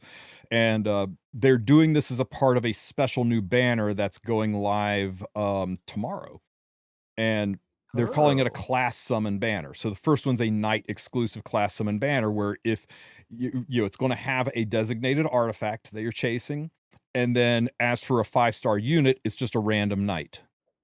So you could get Senya, you could get Charles, you could get whatever 5-star knights are out there. Yeah. Wait, that's really big. Can you get it with powder? Yes. Yes, they are going to put one copy in the shop for powder. That sounds fine to me then, honestly. If they didn't have that, I would think it's really scummy and trashy, but I think that makes it fine to me. Yeah, it's The worth it for a new player if you somehow have the powder to pick up one because it is limited, right? right.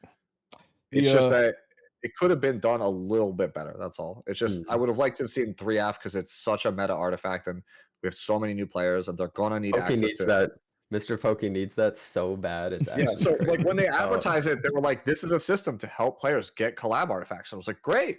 And they're like, "And it's going to start with the night one." I was like, "Awesome! 3F is exactly what we need." And then we got Rocket Punch. I'm like, "That's fine, but it's not 3F, right?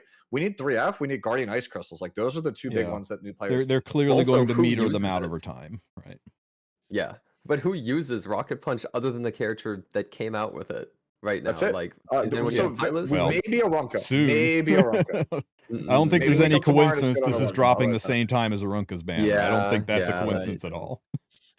Mm. Let me point a couple things out to you, Jenna, and I want your honest take on this. Am I overreacting, or is this actually fine? So, yes, it's in the powder shop. They're doing it so that the artifact is limited. MOAS is limited, and it will not drop on covenants or anything, and it will never be part of the powder shop rotation other than when these Mhm. special banners go on. It says it can return, but it'll only return in the form of this style of class summon banner.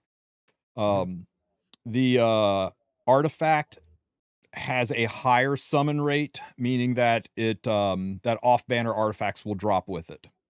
So if an artifact drop happens, it's got about a 50-50 shot of being MOAS versus anything else. They're not class specific on the artifacts. It could be Iron Fan or whatever. And pity on this is 120 summons, and the pity gives you a random RGB knight. There is no pity for the artifact. Mm.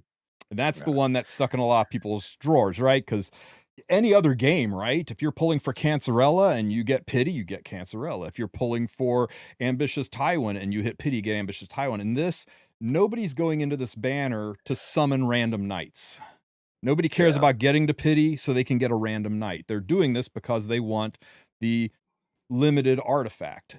And a lot of people, myself included, are taken back a little bit that not only are there off-banner artifacts, but there is no pity to chase the purpose of the banner. Everybody kind of expected it to be that way. Yeah, I think I understand what you're saying. I mean, the thing is, like, maybe I'm just desensitized because I remember the old days where we couldn't even buy it out of the powder shop when it would first come out. So people would literally spend like $1,000 pulling for an artifact and not Mhm. get it, which was obviously insane.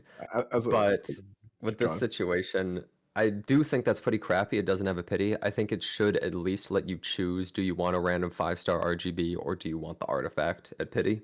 Because Yeah. otherwise, I don't even see the point of pity. Like when it Yeah. comes to the random night, who even cares? Literally, it's like Exactly. worthless. It may as well just be an artifact only banner that has a pity of like 80 pulls or something, and people would probably be really down for that.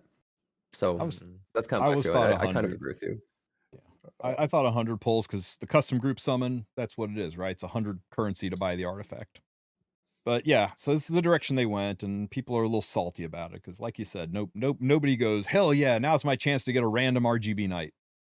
So yeah, it feels a little This is the weird. first time this has happened, like a artifact banner with like this kind Correct. of pity for the. Yeah. Yeah. I see. Yeah. Well, I mean, every banner has a paired artifact with it, right? If Right. if you summon for Tamarin, Idol's Cheer is also on banner, but this is the first time a non-mated artifact, which gives us access to limited artifacts, and not just limited artifacts, but orphaned artifacts. Like the artifact Wind Rider is very important to thieves, but it's not mated to any other thief in the game. It's an orphaned artifact, so there's really no way to be like, finally, XYZ's banner is here, now I can summon for Wind Riders. It just doesn't happen. So this is an opportunity for them to add those artifacts in, but I think starting out, at least predominantly, they're going to use it to go after Guardian Ice Crystal, Rem's artifact from ReZero, or Benimar's Tachi from that time I got reincarnated as a slime. You know, artifacts that just aren't accessible because of collabs and because reruns just don't happen often, if at all, anymore. Yeah. And players like Mr. Pokey, all the new players, really need some of these. Like I believe off his light ticket, he got Belian, which is a pretty damn good one. You didn't get screwed over. Yeah. Oh, I yeah. saw And There you go. She my wants queen. 3F, I believe, still. I think people are still doing that, and it's like one of the best bruisers or something like that. Yeah, she's Imperial Ilnav was the highest win rate bruiser last season, and then Bellion with 3F was the second highest. Yeah. So that's what I'm saying. So it's a very, very meta character with a very, very meta artifact. And if you're gonna rerun collab artifacts with the explicit purpose of helping out new players that missed the collab, missing the biggest one in 3F is kind of like what are we doing here, guys? Like, pay attention.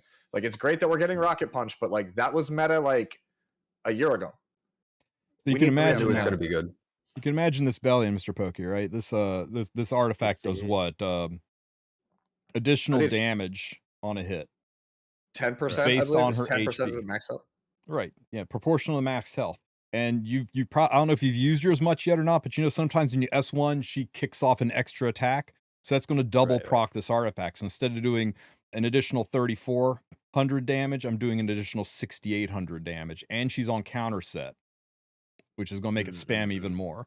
So yeah, it having that artifact on Bellion can ruin lives. Yeah, I mean, crazy. if 6,800 damage procs twice, there's a good chance that a large percentage of my enemy's team's gone. So, and that's just the artifact, not to mention any other damage that comes out of her HP scaling ass. So, yeah, so dude, you are set though. I didn't know you got Bellion. That is actually crazy. He has New Moon, Luna, he has Arby, he has Bellion. Bellion's lovely. Yeah, she's an evergreen unit. I see. He's FCC as well. His Bro, do you just like have all top tiers? Is that it? We just only top tiers? Account. Yeah, he's ready. Should maybe pull some trash, make the rest of us feel a little bit better. I have a lot of trash. My luck in the banner is. I'm having trouble believing you. You're like, I got trash. I got a 19 speed helmet earlier. I mean, trash. Oh, okay. Chad is letting me know that he pulled. Yeah, Chad is letting me know he pulled Astroman, so you're forgiven. Yeah. That was his first first one. From the, I pulled Astromancer too. You didn't forgive me. Yeah, but you have 2 of everything, dude. No, I don't. I have 3 Bellions though. Lulika and Spirit Spread. Lulika's a neat unit. She's really good in a lot of early game PvE, but she's I always tell people she's like the girl that everybody says is hot, but then nobody takes her to the dance. It's just that there's always somebody that's a little bit better than her in whatever you're trying to do. She's a great Swiss Army knife to overcome a lot of PvE, but there's almost always a better option for her. That's the story of Lulika, just in general. I feel bad for Jenna because Lulika is like your favorite character, right? Yeah. It's just I can't use top model Lulika because I'm not a Giga Whale. I can't use normal Lulika because I did all the PvE. So Summer Lulika though is useless now. Yeah, so it's just like she was fun for a minute. Yeah, that's the life of being a Lulika fan, right? Yeah. That's the life of being a Surmia fan right now, honestly, if you clear all the PvE content. Did I We're out here starving. shoe yet? Really, Nocturnes? Really? Oh my god, I love Surmia. She's so good. That's so much. You love who? Surmia. No, the normal fire. Oh, the normal? Yeah, because I'm just using her for like almost every single PvE, like the Abyss and everything. Yeah. Oh, I love her. She's my favorite character. Like, her and Luna are my 2 favorite characters. Yippee. So they are coming out with a new RTA format for World Arena. You can only do it in the mock battle rooms. It's not going to be on ladder. You got to go into the mock battle rooms to create these to create this lunatic draft style. And this is definitely end game, and it's kind of brand new. And I'm legit kind of excited to see where they go with it. I'm very curious what Jenna's take is on this. But the meat and potatoes of it is, it's a tournament thing, like, best of 3, for example. Round 1, you pick your 5 units, I pick my 5 units. We each ban somebody, we pre-ban somebody. So we both pre-ban 2 people, and then we picked 5 units, and that's, 7 units each. Next round, there's 14 banned units. Every unit we picked and every unit we banned is banned in round 2. And then the same thing happens after round 2. We go into round 3. Now there's 28 banned units. It's going to force people to really dig deep, come up with ideas and comps and teams that they never even considered before, because a lot of people roll into this like, I just always use these 12 units. Well, now you don't. Now you don't. You can use them your round 1. You can't later. I'm this being is the told format for basically Worlds. it's fearless draft from League of Yeah, Legends. If this that should be Worlds, helps. 100%. This is If this is Worlds. not the, if this, unless this mode sucks, if this is not the World Cup mode, then I think that's a huge mistake. They've This is already just announced that infinitely it is more the world interesting. mode. Oh, really? They Yes, said, it is. they said Okay, World Cup will perfect. be done with this mode. Perfect. That's exactly how it should be. It's going to be the most interesting World Cup so far. Not Yeah. even close, because players are going to have to build a million different characters for all sorts of crazy niche teams, and just we're going to see so much ingenuity. And I think the player who wins might be nobody we've ever even seen before, because I think a lot of the top players, they're used to playing around the meta, but this is purely just ingenuity and Yep. on the fly intelligence. This is Which I think actually is seems awesome. really hard. This seems so hard to play, by Yeah, the way. The max Especially bans, by the way, Jenna, is 38. They announced Yeah, that it's on in a the best of final round. 5. It's 38. 38 That's just Just- everybody. You're gonna be picking Fire Sermia and Green Vivian on your team, and someone's gonna be like, I can't counter that. How am I gonna deal with Vivian's immunity? Yeah, it's kind of insane. If you think about it, if you had to think of any gacha game you play and say what are the 35-ish best units in your game, and then just remove them from the game, what does your meta look like? Yeah. Just think about it. That's how insane that is. People are going to be going back in time, right? Just I'm going to pick Rem and Violet. I'm going to be using Dizzy, dig down to Control and Golden Boys. It's gonna be really cool. I'm actually really curious about this one. Yeah. I haven't really watched any RTA for a while, because look, I've played enough, I've seen enough, I've experienced it, right? But I would actually be curious to watch some people play this, because you're gonna see the most insane out-of-pocket picks, and you're just like, wait, this is so good right here, and it's gonna be the shittiest character anyone's ever seen normally, but it's this is so good. You'll get clued by Kitty Clarissa or something. It's what the hell? Hey, There's a Hinogen, separate thanks for the mode raid, from buddy. Welcome, RTA. welcome, Raiders. Yeah, so Pokey, it's a separate mode that is currently only in mock draft, where you make a room and get people in it. But they're making it the format for the World Cup. So how you get into the World Cup is they actually will make a second RTA thing that you can queue into, and you'll queue into other players, and then based on those rankings is how they decide who's in the World Cup. So there's gonna be an official mode essentially in the game of it. I see. I'm curious to see how they work that out. It'll be interesting too, because they'll have people, they don't have access to this outside of the mock battles, so they can't train on ladder. They're going to have to train in mock battle rooms. They're going to have to get people to come in and train with them, and people will be like, I'm not going to let that guy in because I don't want him to see what I got, but I need to practice against fighting that guy. It's really going to add some layers to how people are going to prep and get ready for this. Yeah. Oh yeah, one game's gonna take so long, this full game. 20 or 25 minutes. Oh yeah. It probably this could take so long, dude. Yeah, and yeah, I think this is best of 3, is the default for it. But I think they said for the finals, the top 8 or top 4 matches is best of 7, which is even. Holy shit. Oh my god, dude. Best Yeah, of that's 7, crazy. and you're getting rid of what, 12 characters each round or something? Yeah, it's a lot, dude. It's a lot, bro. Damn. So it's gonna be funny, because like you said, it's just gonna be stuff you've never heard of. We're the person who wins Worlds is exactly what you said. It's gonna be somebody you've never heard of, and they win off of the back of Red Maya, and you're like, what? Please is dead, Red bro. Maya, that would be No the joke, shit. Fire Maya, actually, she's just really bad at Emolua. It's her time. It's true. I used to That's use actually her true. on Guild War defense. Her kit is just really good. It's just hard countered by so many almost- things now. But Yeah, if all those it's things are almost countered, really good. She's almost a really good character, just being this crappy Fire 4-star. I mean, she's got 100% chance to stun. She provokes. She attack downs. She defense buffs your team. I mean, she looks really good on paper.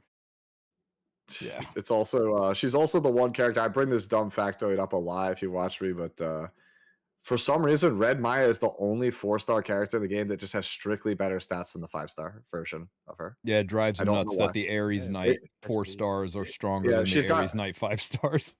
She's got we, the 4-star we asked stat them line of straight Belly. up and said, why did this happen? Did you guys accidentally reverse the stats and then just never fixed it? And they got real quiet, and they're like, that might have happened. So they Yeah. kind of admitted it. It's too late to Holy fix shit, now, that's though. Yeah. So Going along with the lunatic draft thing, though, I heard that the battle frenzy is being changed, Oh yeah. Oh yeah. So let's and get that's a down to big that. contention thing. So for anyone who doesn't know who's newer, every season they used to do it every season, but they would essentially have a special thing that affects RTA. So for instance, like this one was characters get 1500 attack and 500 defense at the start of battle. Like everybody just All gets of this them. bonus. Doesn't matter who. Yeah. Everybody gets it. They had one in the past where like all Soul Weavers get 7 speed. So like these can change the meta drastically based on certain characters. And so this was I've heard conflicting things about this. Was it good or bad? I've heard a lot of people are really mad that it's being removed, but I've also heard some people say that it sucked. I think I made the game a little bit more aggro slanted, right? It did make some really cool things show up. Like Red Huayong just came back from the grave, like she was back to how she used to be. And like now with the frenzy being gone, it's like, oh well, this like underplayed, underappreciated unit is just gone again. Like that sucks.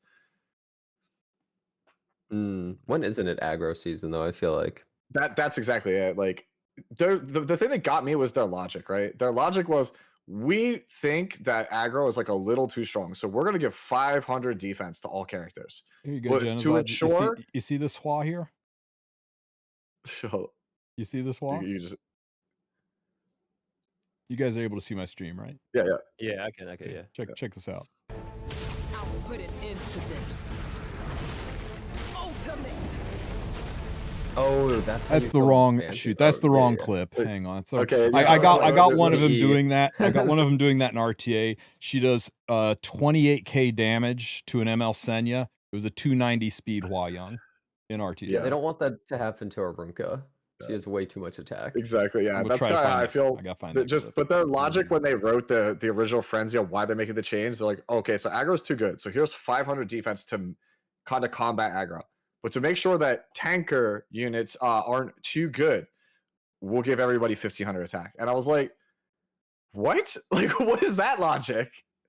So my original like thoughts were this is not good, but then like I've been busy dealing with some other stuff in my life, so I haven't played too many games with it. But I thought it was fine. But from whatever what I've heard from everybody else, like they were having a lot of fun with it. Although there was some just like very obviously like weird cheese, like I said, like the 290 Huayong. Well, it Stuff wasn't that just the people are using. 290 Hua Youngs, right? I mean, there was the new Fire Crow who's obliterating people. Yeah, One of the that's it. conspiracy People are mad theories now. is one of the conspiracy theories is that, you know, it's like strange how that they suddenly went away now that we're done selling Fire Crow, and now we're going to start selling Arunka, and we need to make sure that she can't get one shot, so we're going to take all that. I don't really think Smogate's that meta in the way they release things, but you know, They aren't that smart. I'm gonna be real. I don't think Yeah. they're planning that hard. I think I don't they just either. fumbled the bag here. Like, let's be real. If they were that smart about it, they would have been doing this for years, and that would have been really crappy, and people would have been mad about it. I think they made a big mistake here. I also think that it's been a mistake for years that they haven't been changing the frenzy constantly and really spicing the game up. Huge missed opportunity. But so them removing it, they're just not going to add one. There's just no frenzy now. To be fair, the frenzy effects were 50% more damage to bombs, burns, and bleeds. So they're leaving the burns and bleed boosting in, but they're taking the bombs out. The other frenzy effect was 1500 attack and 500 defense to all units, and also they were removing the mitigation from RGBs for hitting anti-element. Remember, they put that in to try to slow down Fire Hua Young, where if you're hitting opposite element, even if you hit, your damage is shit. They're getting rid of that 30% mitigation. So they basically removed everything but removing the 30% mit, and they're letting burns and bleeds still have 50% more damage. So I think they kind of looked at it and said, okay, this went a little too far. Certain units are doing stupid things they shouldn't be doing. I think they could have rolled it back a little. Maybe not just said chuck it, but maybe try it a little bit lower number, what have you. But they are, you know, they are going into season. They did say they were going to try to do more crazy stuff to spice it up in pre-seasons and gauge how it works, and then pick and choose what they liked, what they didn't like, run the season, and then they would do crazy shit again. So it's kind of on target with what people were or what they told us to expect. But people are so used to the fact that frenzy effects stayed in play. I mean, we went 3 seasons with no change to the baseline frenzy, so it kind of surprised people when it came and went in a 3-week window. So it's kind of what they plan to do, but they communicate like worse than Helen Keller. So a lot of people just didn't understand what their plan was with this. The plan is there is no plan. Jenna knows it. I know it. No, I do think they are going to try more things with Frenzy. I think the next preseason is going to be another crazy wild thing. I mean, because this was on par with the freaking Sasha Ethane's season, where every time you killed something, your entire team CR pushed. That was nuts. I mean, this opened up wild shit, and it made preseason actually fun and playable. But wow, it made the game playable. That's great. Shame I they know. removed it. If you scroll down to the first stove comment, that guy is not happy. Yeah, this guy is spitting. Oh my god. You can hear the saliva flying out of his mouth while he's typing. Oh my god. You haven't seen this? Yes, remove the frenzy that finally made the game fun and finally made different play styles work than your broken dog shit recent MLs. F you, Smilegate. I mean, he just loses his shit. And the second comment too, they're like, bro, I pulled Fire Crow and then you just did this. Like, bro. Yeah. And this is the impact of people being used to frenzy sticking around for entire seasons and not just suddenly being rug pulled.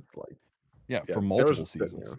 And then there's the third comment who's like, hey, I'm a turn 2 player and I'm getting tired of being one shot by Fire Hua Youngs and Knights. I mean, there's kind of both sides of the fences where people are like, this is more balanced, and then there's like, yeah, but it's more boring, and then there's the, could you guys like tell us what the fuck you're doing so I don't spend money on things that are going to be bad 2 weeks later?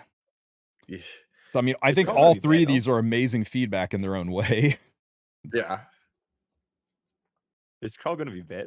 Because I also pitied him. I actually think he's probably still gonna be fine. Like, I don't see how a character with a built-in ignore effect resistance, 50% combat radius, pushback, stun on a bruiser is bad. I just don't. The character only needs to build three stats, like 2. That's the thing that blows my mind. Whenever like a damage dealer only has to build 3 stats, historically they're always broken. Right?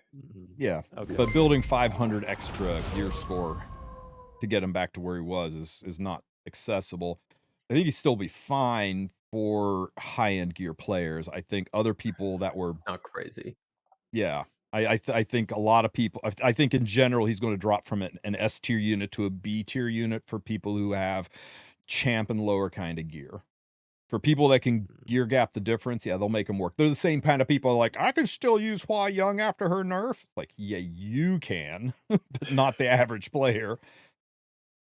I don't know. I think it's too quick to dismiss it, right? I agree.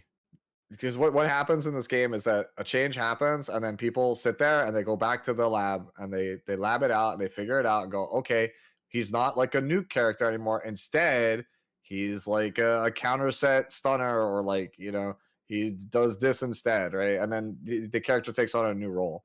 Like, characters are not that one-dimensional in this game. Sometimes they are, but sometimes they aren't, right? Like, there's a lot of characters that can be used and built a number of ways.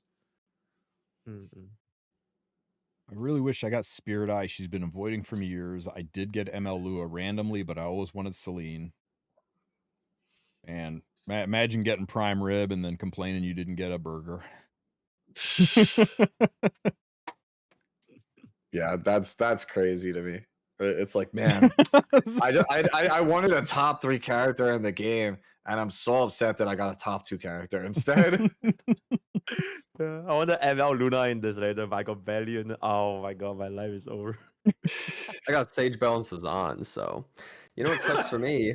A long-time player, there is not a I'm gonna be real. If you're a long-time player, the Origin update actually sucked ass. Like, it's a great update, don't get me wrong, but like, long-time player like me feels like I don't get anything, pretty much, compared to what everyone else is getting. We'll talk about that later. Like, I prepared a couple of questions I wanted to ask you guys at some point, but that is definitely one of them, because that's kind of how some of the veterans do feel. Like, this is the come up for the new players, but like for the OGs, returning, even my housemate gets like way better carrot income and other stuff like that too, and all this free stuff, and I'm like, I get literally nothing, man. Pretty crazy. And the theory is to make them feel like they can get caught up in the game without pushing people forward too much. But I don't know. It's Man, fuck you- new you- play.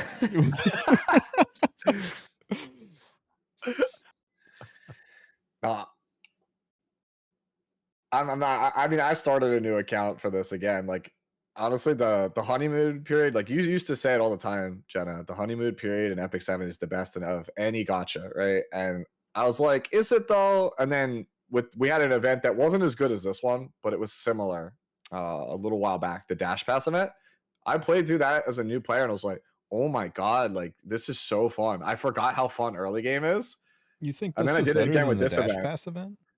No, I don't think it's no. I'm saying like this one, Origin is better than Dash Pass, but like You playing think through that? Dash, it made me realize that the Dash Pass event made me realize how good the early game was. And then literally like 7 months later, we played the Origin one, and I still am in love with the early game.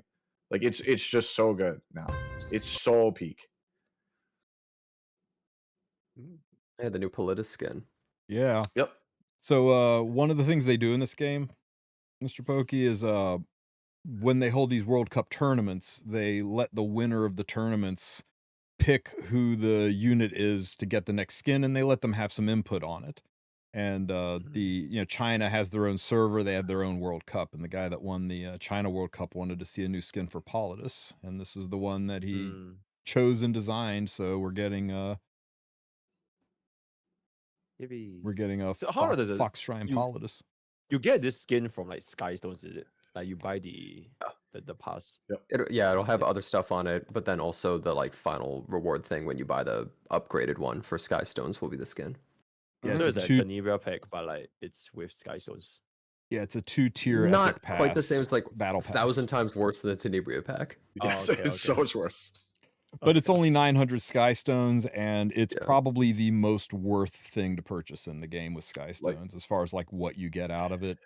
For 900 Skystones, I don't think there's anything else in the game that you could spend Skystones on that compares what you get out of a battle pass. And then you could spend 900 additional Skystones and get the skin.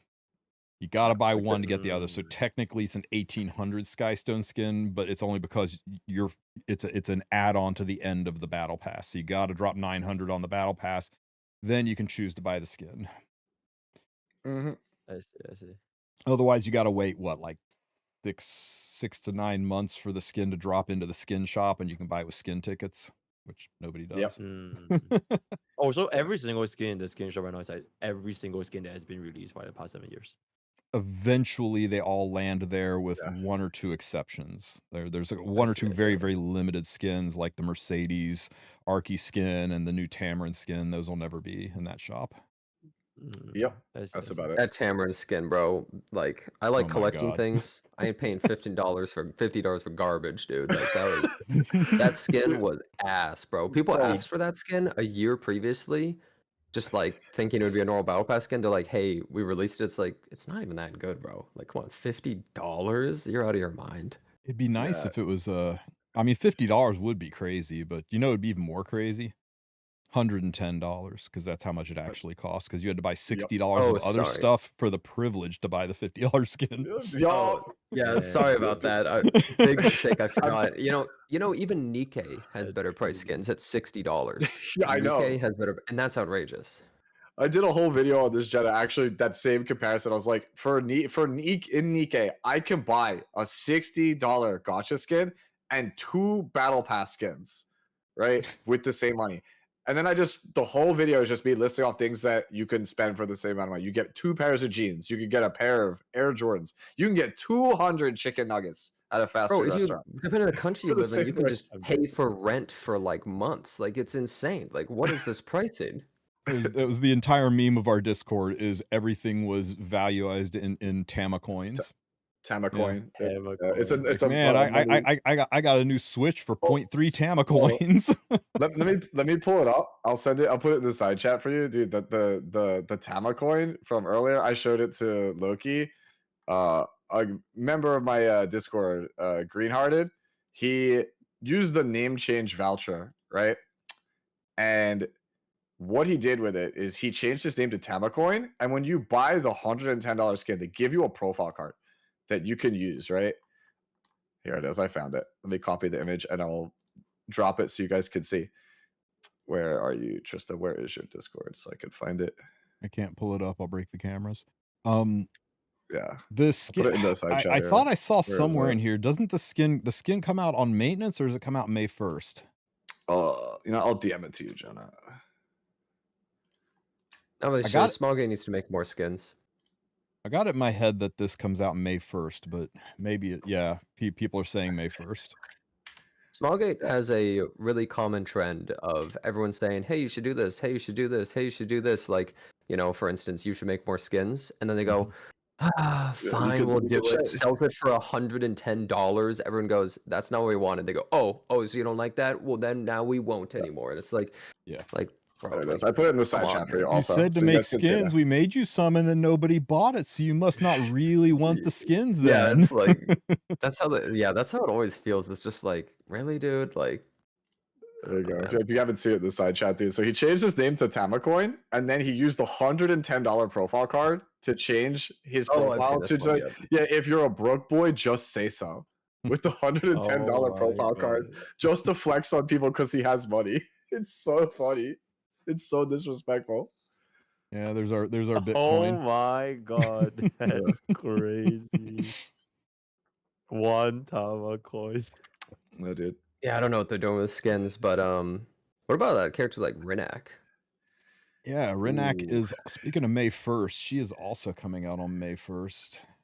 Consider Pilfer this looks an very honor. interesting. Yeah. Come on. I'm actually impress so happy with how they designed the character. I've been asking for a long time. You make an insanely powerful ability, but have downsides. I think that makes the game so much more interesting and so much more depth. And it's so crazy that she... I mean, she might be, like, actually an insane cleave character. You can pair her with, like, ML Sharoon. It's actually just a full-on combo, which is really wild to me. I just this love character should be a lot of fun to play. that she steps on a sensor and blows her ass up. Yeah, Other is so cute. Yeah. This is one we've been asking for a while. I don't know if you remember back in the day, Jenna, they used to do those like trivia quizzes like on the official live streams, and it was like if you can name the person on the Wind Rider artifact in the next 10 seconds, you'll win 10,000 Sky Stones, and no one knew who it was. Oh, wow. And ever since then, I was like, it's Rinak. I just like seared it into my brain because I just didn't know it in that moment. Yeah, I don't know her name. I didn't know her name until they actually showed her off. Yep. Have you looked at this unit's kit at all, Mr. Pokey?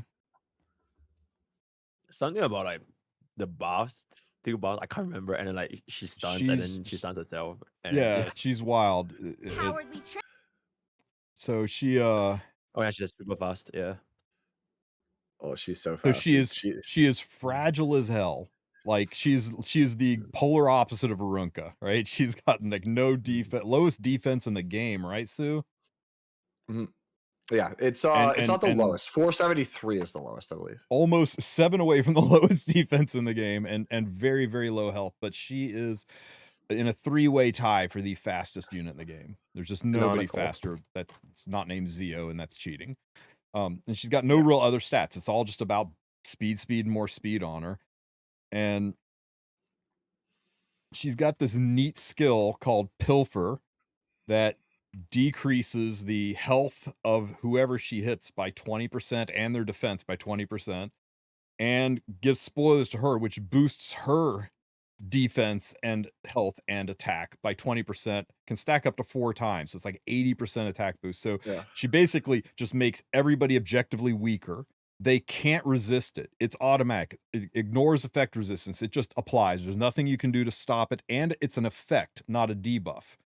And since it's an effect, not a debuff, that means it goes through anything. It goes through immunity. It goes through evasion. It sticks on bystander Hua Young. It sticks on units that can't be debuffed because it's not a debuff. So it just fucking happens and there's no way around it.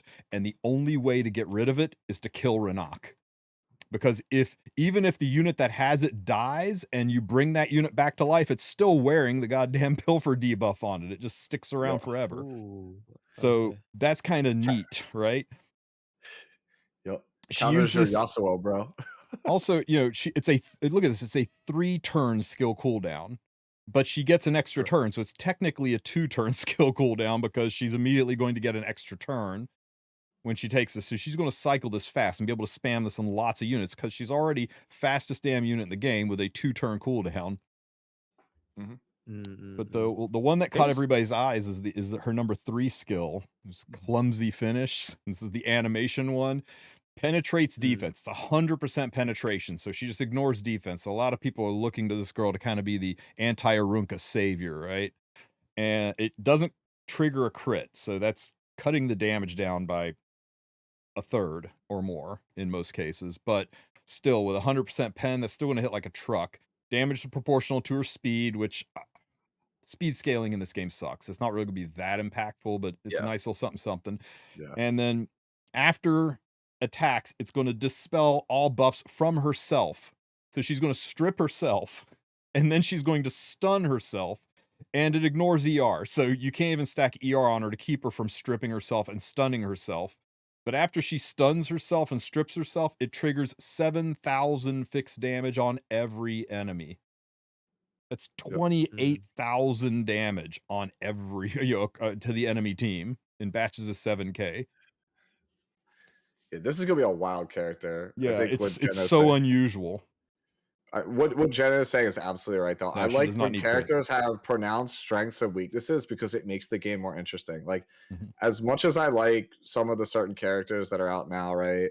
Like your Empyrean Elnav, right? Like, but that character it just does everything, just everything. Like, I'm so tired of characters just doing everything. It's so much more fun when characters have like they feel very powerful, but there's like one thing that they're really bad at, and if you could capitalize on that, you just seize the win, and it feels so good. It feels so good when everything lines up like that. Yeah, definitely. Like Briar with Jaceria technically has a downside because it's both players can't revive, right? Yeah. And it's the same with like actually no, that's kind of it. Like Belian is only for the enemy. Like it just seems like such a miss when they do that. Theoretically, and it's Mort stops counters on both teams. yeah, true. Except for I just himself, think though. that's I think Smaug could easily have prevented a lot of power creep in the game if they added downsides to a lot of the characters that have such insanely powerful abilities. But they just didn't do that. And then, like for instance, the new Arunca, I almost feel like she should have some form of a downside to the fact that she makes it so you have to attack her. I love double-edged swords. Yeah. And you know, this has made people think of unusual synergies, right? There's a unit who is not heavily used. She's okay as an answer, but one of her skills is if anybody on your team gets stunned, she immediately cleanses the stun and gives you a buff that lets you do 3,000 extra damage when you attack. Well, she stuns herself and it can't be resisted. So if you run her with that unit, now your 7K damage is doing 10K damage, and you have a really strong S1 skill after that, and she doesn't lose a turn being stunned, which is going to let her cycle back around into this skill even faster because she doesn't lose a turn being stunned. So you know, people are coming up with neat synergies for units that are not heavily used. Yeah, it pushes her up too, so you can have her cut, then push the enemy team back. So like it honestly is just like a cleave setup. Yep. Combos, man. That's what you like seeing. That unit. Which one? How would you like? What if you don't have that unit? The stun, like the remove stun unit. How would you? You can still use Renak, I think, but you just wouldn't be able to do that combo. Yeah. You just let her be stunned. I mean, she'll be stunned for a round, but she's 329 speed. Or you cleanse cycle somebody. You can play like Infinite Horizon Acades, who's like naturally just good in faster matches anyway, and she's got a cleanse, and she also has combat readiness push, so you can push Renak up and then have her do the thing again. So there's other alternatives. Like Sharoon is obviously going to be like number one, but like there's usually a best answer or best option Epic 7, but there's multiple second best like options, right? So if you don't have the character, there's something that's probably comparable. You just might have to work harder to get it to do the thing. Here's a great example for you. Check this hit out. She you see how she's got the debuff right there on Hua Young? So she's already got 20% less health, 20% less defense. She runs this skill in it with the penetration.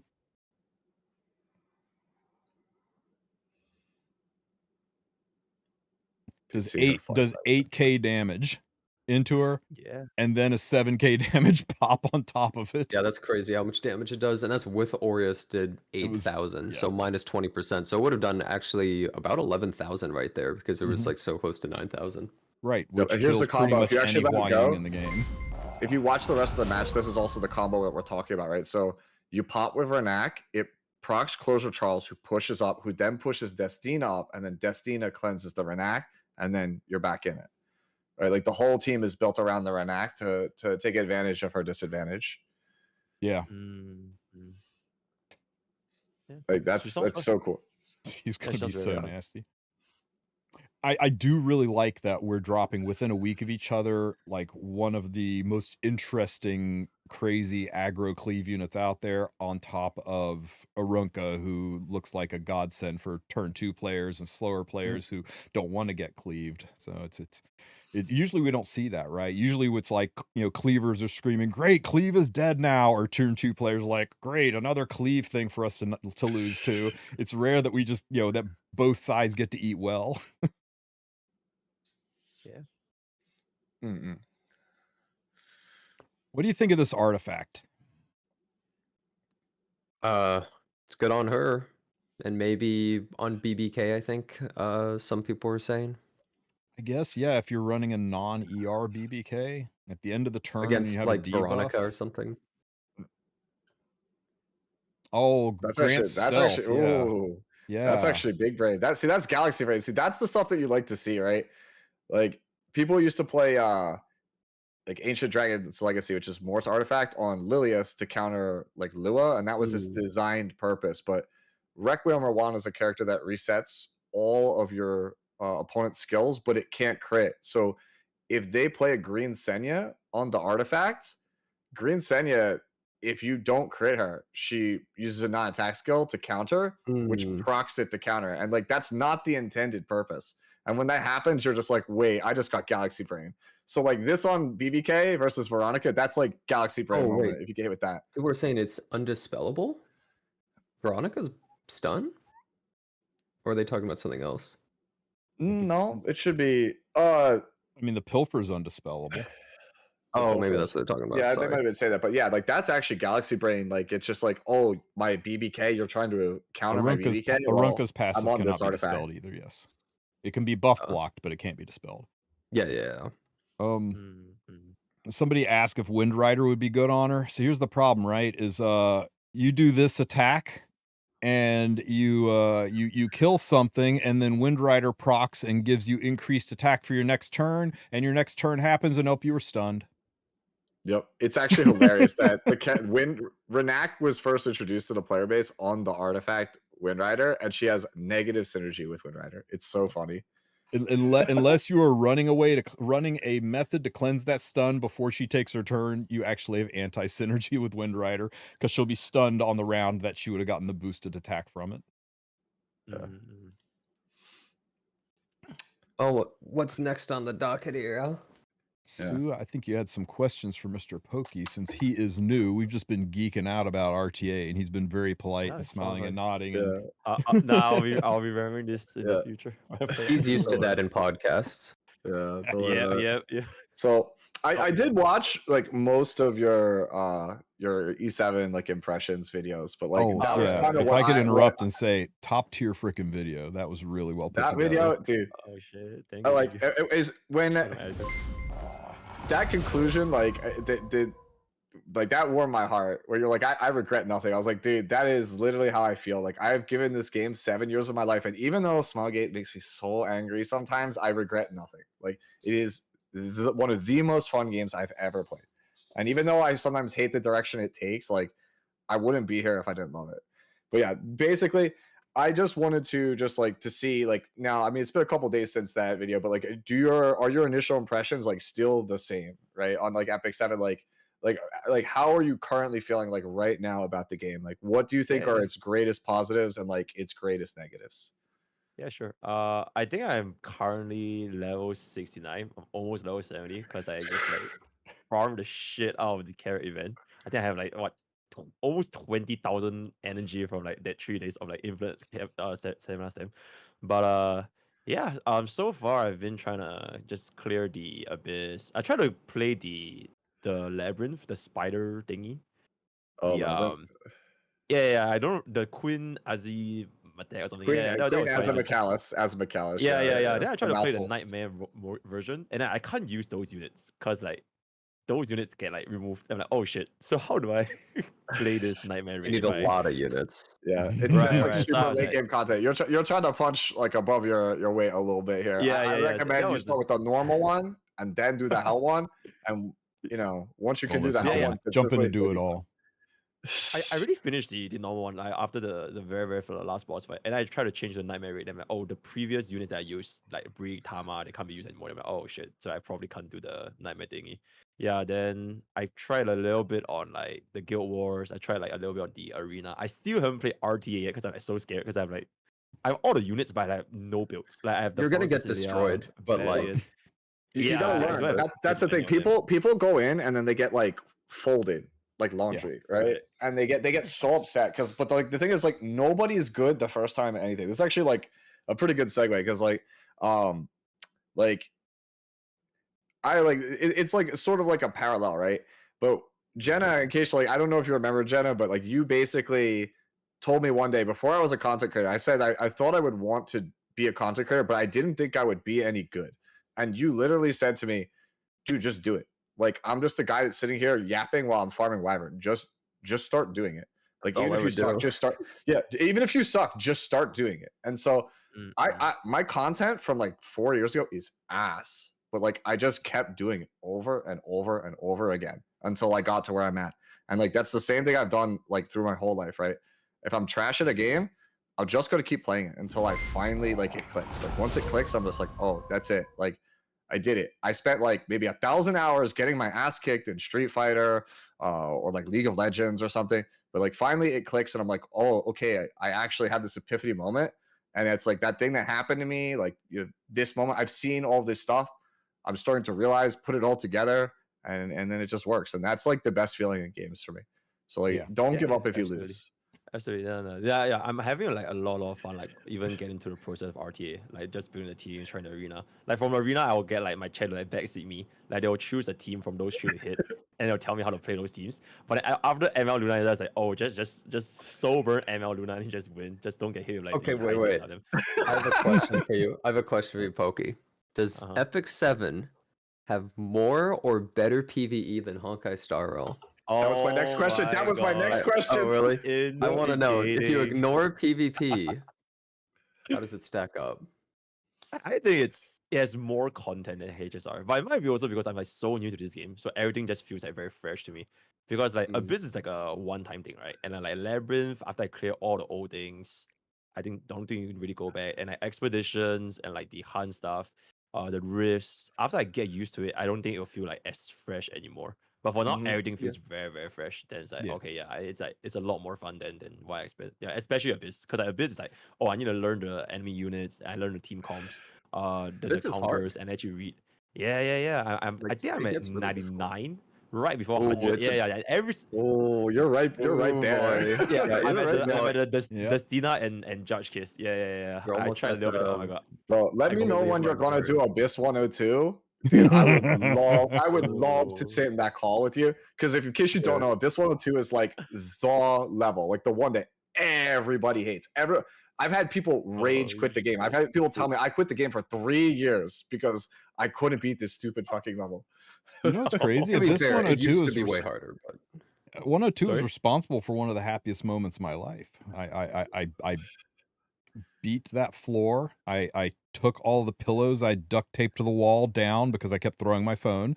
And then I got my family together, put them in a car. I took them out to a nice dinner, popped open a really good expensive bottle of wine, and enjoyed Holy. myself in celebration of that fucking floor being over. It took forever. Oh my god. PTSD. Like that floor breaks people, bro. Like I don't know what it is, but like I love when people tell me that like they're gonna do it. I just want to sit there and be like the fly on the wall because like I'm known as like the Abyss guy in the community, so I'm just like, go on. Okay. I'll definitely check it out. Yeah, I'll try to go in blind first just to see like what's it all about. Then I'm like, oh shit. Oh right, the Zeo fight from 41010. That was very interesting. Yeah. And Yeah. the story boss from that fight. Yeah. a lot of So people have trouble on that one. Yep, Mm-mm. that's the a PvE is tough great. one. I'm Probably like I would say I'm that's fully expecting the Mr. Pokey video to be like, Sue said this floor is hard, but I don't know, man. I just took all my 21 speed gear, loaded up some units, and just blitzed it. I don't know what his Speed problem won't save was. you. Speed won't save you. I promise you, Okay. speed won't save you on that floor. Yeah. That floor is pure calculation and patience. Yeah, it is. It's a very It's thinking floor. You can't it's just knowing when to shoot your shot. yeah.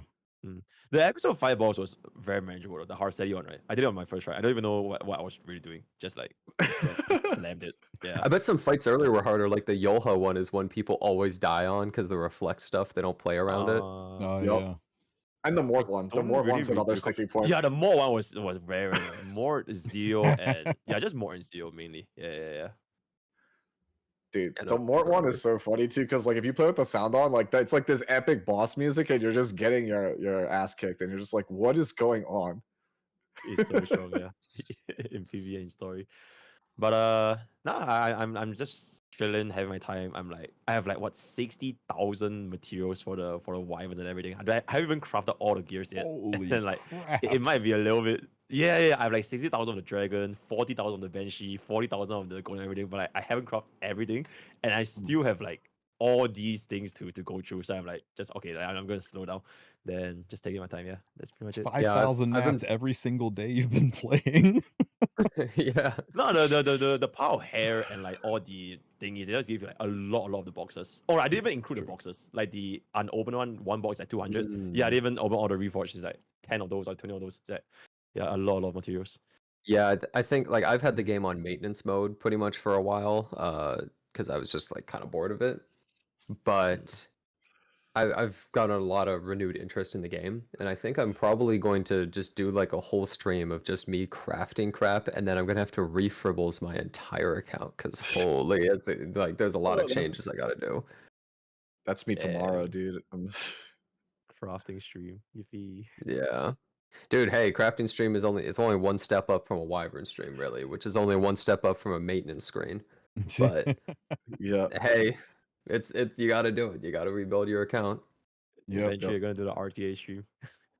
Wait, Oh, what? no, I don't know. that's We'll what see we're about doing. that. Dude, I miss the Jenna streams though for RTA because like I I'm don't. East Coast time. Oh, you don't? Oh, dude, I'm No, East I Coast time, don't. so like I would always it'd be like late night, bro, and I'd be like, yo, who's streaming? Like it's like I'm like a night out, and then there'll just be Jenna just first picking Yulha every game. Yo. Damn. But yeah, no, that was basically like the next one, right? It was just I just wanted to see like get your opinions on just like how the game felt like compared to other peers, because like that's the thing I'm always curious about, because like I feel like Smilegate kind of fumbles the bag a lot, right? When Mhm. this game could be a Honkai Star, like this game could be a Zenless Zone Zero, it could be a God of Victory DK. You know, That's it. I kind of disagree because it's not 3D. People just cannot deal with something not being 3D. Straight up. That is That's fair. I think fine. it's very, very interesting, because I also thought to myself like Epic 7 as a game itself compared to like, all these like I would say like the newer gacha, the modern gacha games like HSR, Genshin, and Warring Waves. I feel like this game itself, it has so much depth that it potentially turns off a lot more people and like casuals. And I think casuals are probably like the biggest market. Doesn't have to be like free to play, but like even like whale casuals. But because this game has so much to do, they just don't have enough time to do it. It's like people want to like log in, spend like 5-10 minutes on the dailies, and end game they're just Yeah, like it's very, very that's chill. fair. Yeah. So I think like it's a little bit hard for this game to become mainstream, but I love this game so much because like I mean I do this for a living, right? So I can play this game like all day, every day. But like Yeah, for people that exactly. actually want to get in, yeah, like for streamers it's so fun, and like for the community as well. But like for like the general consumer base, it's a little bit hard to. I would find it hard to imagine this would become a mainstream media game, which is yeah. And I don't think they should change it though. I don't think they should make it like any less like intense, because that's what makes the game fun. So it's a little bit weird. Yeah. Is that your big L takeaway on this, or is there anything else about the game that kind of sits wrong for you?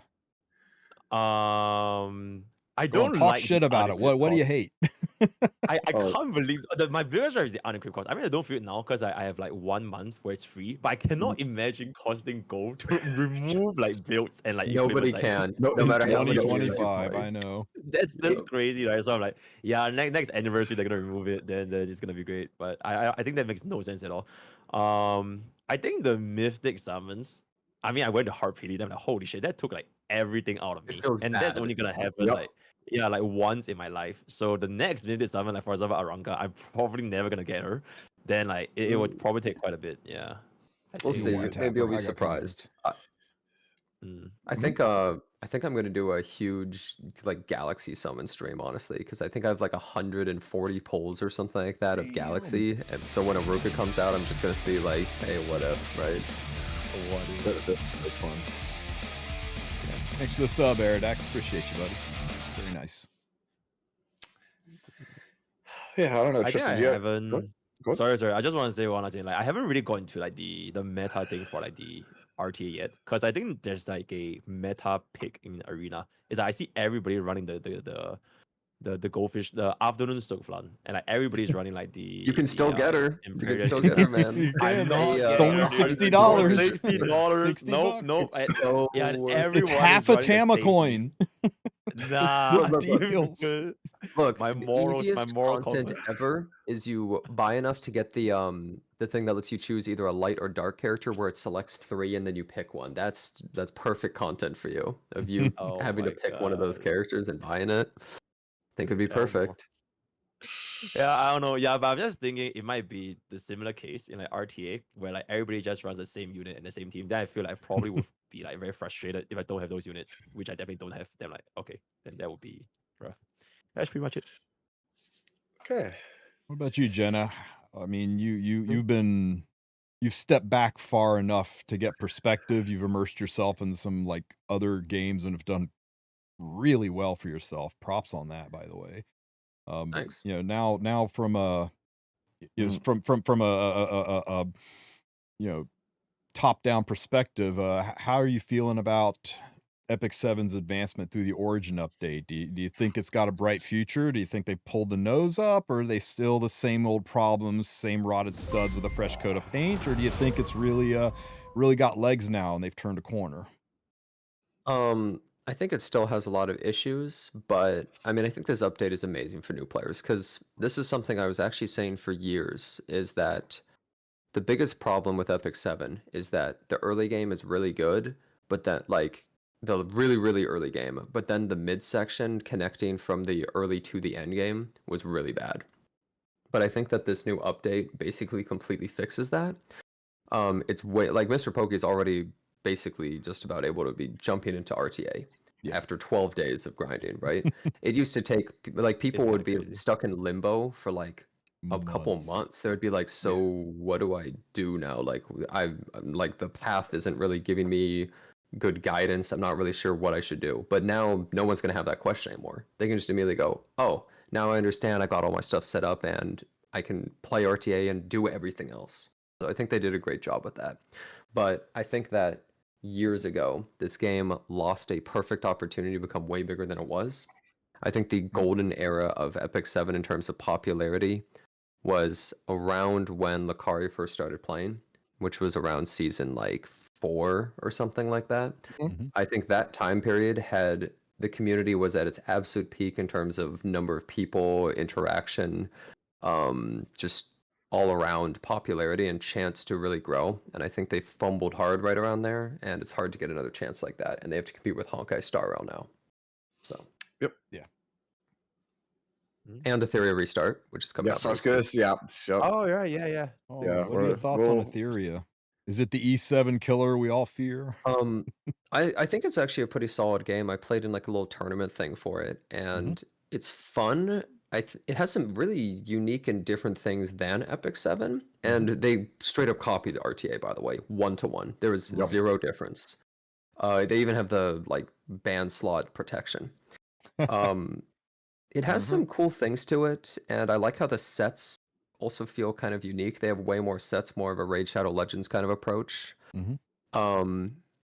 But it doesn't have enough characters right now. It took Epic 7 a year to add RTA. That game's just starting with RTA. It definitely needs more characters. It'll take a bit of time. Yeah, I would agree. Yeah. I kind of echo the same sentiments. Like I've been testing Ethereum right now, right? And right now, my biggest problems are what you said, right? There's not enough, not a big enough roster, and also those pains that we talked about from old Epic 7, where it's like you get to the mid game and it doesn't have that connecting tissue to the late game. That's not really there right now. So it definitely starts to feel more like a game for veterans of the genre, and that's something I hope that they address like very early on. But otherwise, I think that game has the makings. It has the potential to be very good. The potential is there. Excuse me. It'll be interesting to see if Pokey plays that too after getting into E7 and then compares them. I'll definitely play it. I'll definitely play it. Yeah. Nice. All the It turn-based kind of feels like gotchas. the more, yeah, like a more modern and like a hybrid between like HSR and this game. Then I'll definitely try it out. Yeah. So It's funny too because it's got the same HSR camera angle, by the way. Like you just know, you're like, dude, did you guys just like take the same camera angle when you're like taking your turn? You just look at like, this is just the HSR UI. What are you doing? Wait, actually speaking about this kind of similar games, have you guys heard of this game called Outer Plane? Because I remember looking at it Yup. before. Oh, They call it yeah. like the epic. Yeah, how is that game? You know, that game it's actually decent, but Mhm. it makes no sense why it exists because Smilegate owns it and Epic 7, and it's like, well, Epic 7's kind of just the better version, so it's so strange to me that they made Outer Plane, but it's actually like a decent game. Yeah. Outer Plane got a collab recently. Yep. Danmachi. Yeah. Yeah. Shit. I think my dream for the direction Epic 7 can move forward to keep the hype train going, and maybe it's wishful thinking, but I would like to see us roll out of the Origin event and into a collaboration. It's the time period is right for it. We usually get a late spring, early summer collab, and we usually would get a late fall collab. Back when we used to do collabs all the damn time. They should do Fate collab right now. Right now, Right this second, now. right before. Right before Oh HSR my just steal God. their thunder. That would be insane, yeah. That'd And be include, wild. and include Ren. They should do right now, including Ren. They just one up them. that would be insane. That would bring it. Collabs. But a really good collab would bring a new burst of new players, keep the hype train rolling, gives the existing players something to be super excited about, generate good revenue, just be good all around. And from there, we could roll right into summer, where we get we always have summer events with summer limited units, your favorite E7 units and bathing suits. Everybody loves that, and that would roll us right into August, which is the anniversary's Foundation Day. August 30th was the launch date for the game, so that rolls us into anniversary. We'll be in the middle of the E7 World Cup at that point in time. That'll roll us into September, which will be the completion of the E7 World Cup, which will roll us into the 7th anniversary Dash event, which they can't let last year one up this year. It's going to have to be bigger than last year, so that'll be insanely hype, and that primes us to roll into our autumn collab. So I know that's a lot, but if they can maintain that pace, I think the game is really going to pop off and be insane for several months, and that's what I'm hoping. I'm hoping it's not like the Epic 7 Dash event where it was crazy insane and then the devs went on a 4-month vacation. And we all just kind of sat around wondering what happened to our game. So as long as they can keep the pace and keep the ball rolling, and they're perfectly set up to make that happen. So I really hope they set the ball. I really hope they spike it. Yeah. Yeah, I don't know. I have my own personal wish list, so that's I guess like you just want to. I guess what I want to. Yeah, I'm actually curious like what Jenna's like wish list would be as like a veteran player, right? Because like mine is like. He easier said it, Fate collab. Fate collab? Well, right now. I'm just saying, like, they definitely they need to work on some of the balance of RTA and things like that. I think Lunatic Draft actually is a pretty cool thing because it almost fixes some of the issues with the game in a weird way. Because now so many more characters will just automatically be viable. But Smilegate needs to nerf more. Just straight up, they need to buff more and they need to nerf more. And they're too scared to do it. But those are really the biggest solutions to almost all of the problems that the game has. The game would be way more fresh. It would be way better just with more buffs and more nerfs. If they're too scared to nerf, then they have to buff more. But too many of their buffs are just literally dog shit, where anyone who actually plays the game goes, what the hell is that? And then some of the buffs, like Lytica's, are unbelievably insane, like blow everything else out of the water. But if you have more of those buffs, it freshens up the game, makes it more exciting. The entire community is a buzz. They needed more of that. Yeah, I agree with that. Like that's my number one ask, aside from the game needs like hard, repeatable PvE content, right? Like stuff that's like not like Hall of Trials. Like like I'm really pulling for this Trial of the Constellations game mode where it's got like a sphere grid aspect and kind of forces you to use like a huge roster. Really think about like the units that you built. I would like that because there's a whole subsection of the community that is just starving for that PvE content. Like if you're a veteran who's cleared everything, you're just going through the motions going, okay, like when's the next thing, right? When's the next thing? So I think your balance patch, like the fact that we need to have more boss, more nerfs, that in addition to that PvE component is at least what I would like to see. I think you fix this, we're good. Every time a new ML5 would come out and it wouldn't work in PvE, I would always see people complain. I'd just be like, get owned. Like, yeah, like get owned. Like, nobody cares, bro. We're playing PvP. If they can make the Abyss like refresh, that'd be so nice. Like, I think Abyss is like super fun. It low-key reminds me of like Honkai Star's MOC. It's like just one boss fight and then just make it like, super big. And then just make it a refresh. The mechanics, having good mechanics make it so interesting. You really liked the Challenge Abyss because it has like multiple different goals. Yeah. Oh my god, that they did was it so nicely. Yeah, because the HSR is like is basically as fast as possible. But it made it such that you want to use like your like non-5 stars, you have clear these conditions, and it's like so refreshing to see. So they make it like refreshable. It's very nice, yeah. Yeah, that's something that I advocate for in a lot of different games because all these games, I mean, after Genshin, because it's the model, right? It's always time-based, and I think time isn't really a fun thing compared to like how much depth you can have when you have different goals or different ways to go about things. It adds so much more strategy to it. Absolutely.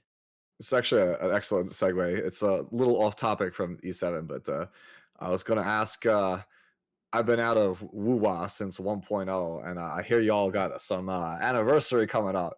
So what drove me away from Wuwa in the first place was actually what you're talking about. Like I hated that everything was just timed or just like the don't get hit. Like, and so I'm wondering, is that still how Wuwa feels today? Right? It is. The game's way better than it was before. Honestly, if you compare 1.0 to 2.0, 1.0 was trash. 2.0 is just so much better. They kind of have a mode that they're introducing that they're just testing the waters for that are basically no time, and it's more like challenges, kind of. We'll have to see how it pans out if it becomes a permanent mode.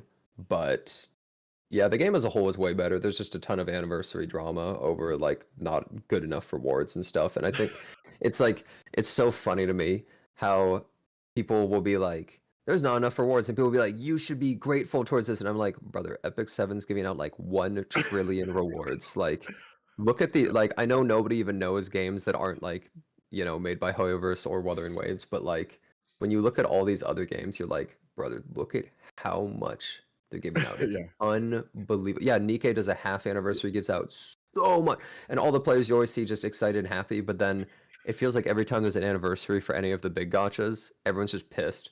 Like everyone's just always mad every time there's an anniversary because they're so stingy, and then every other game is giving a million things. It's like it's just so wild.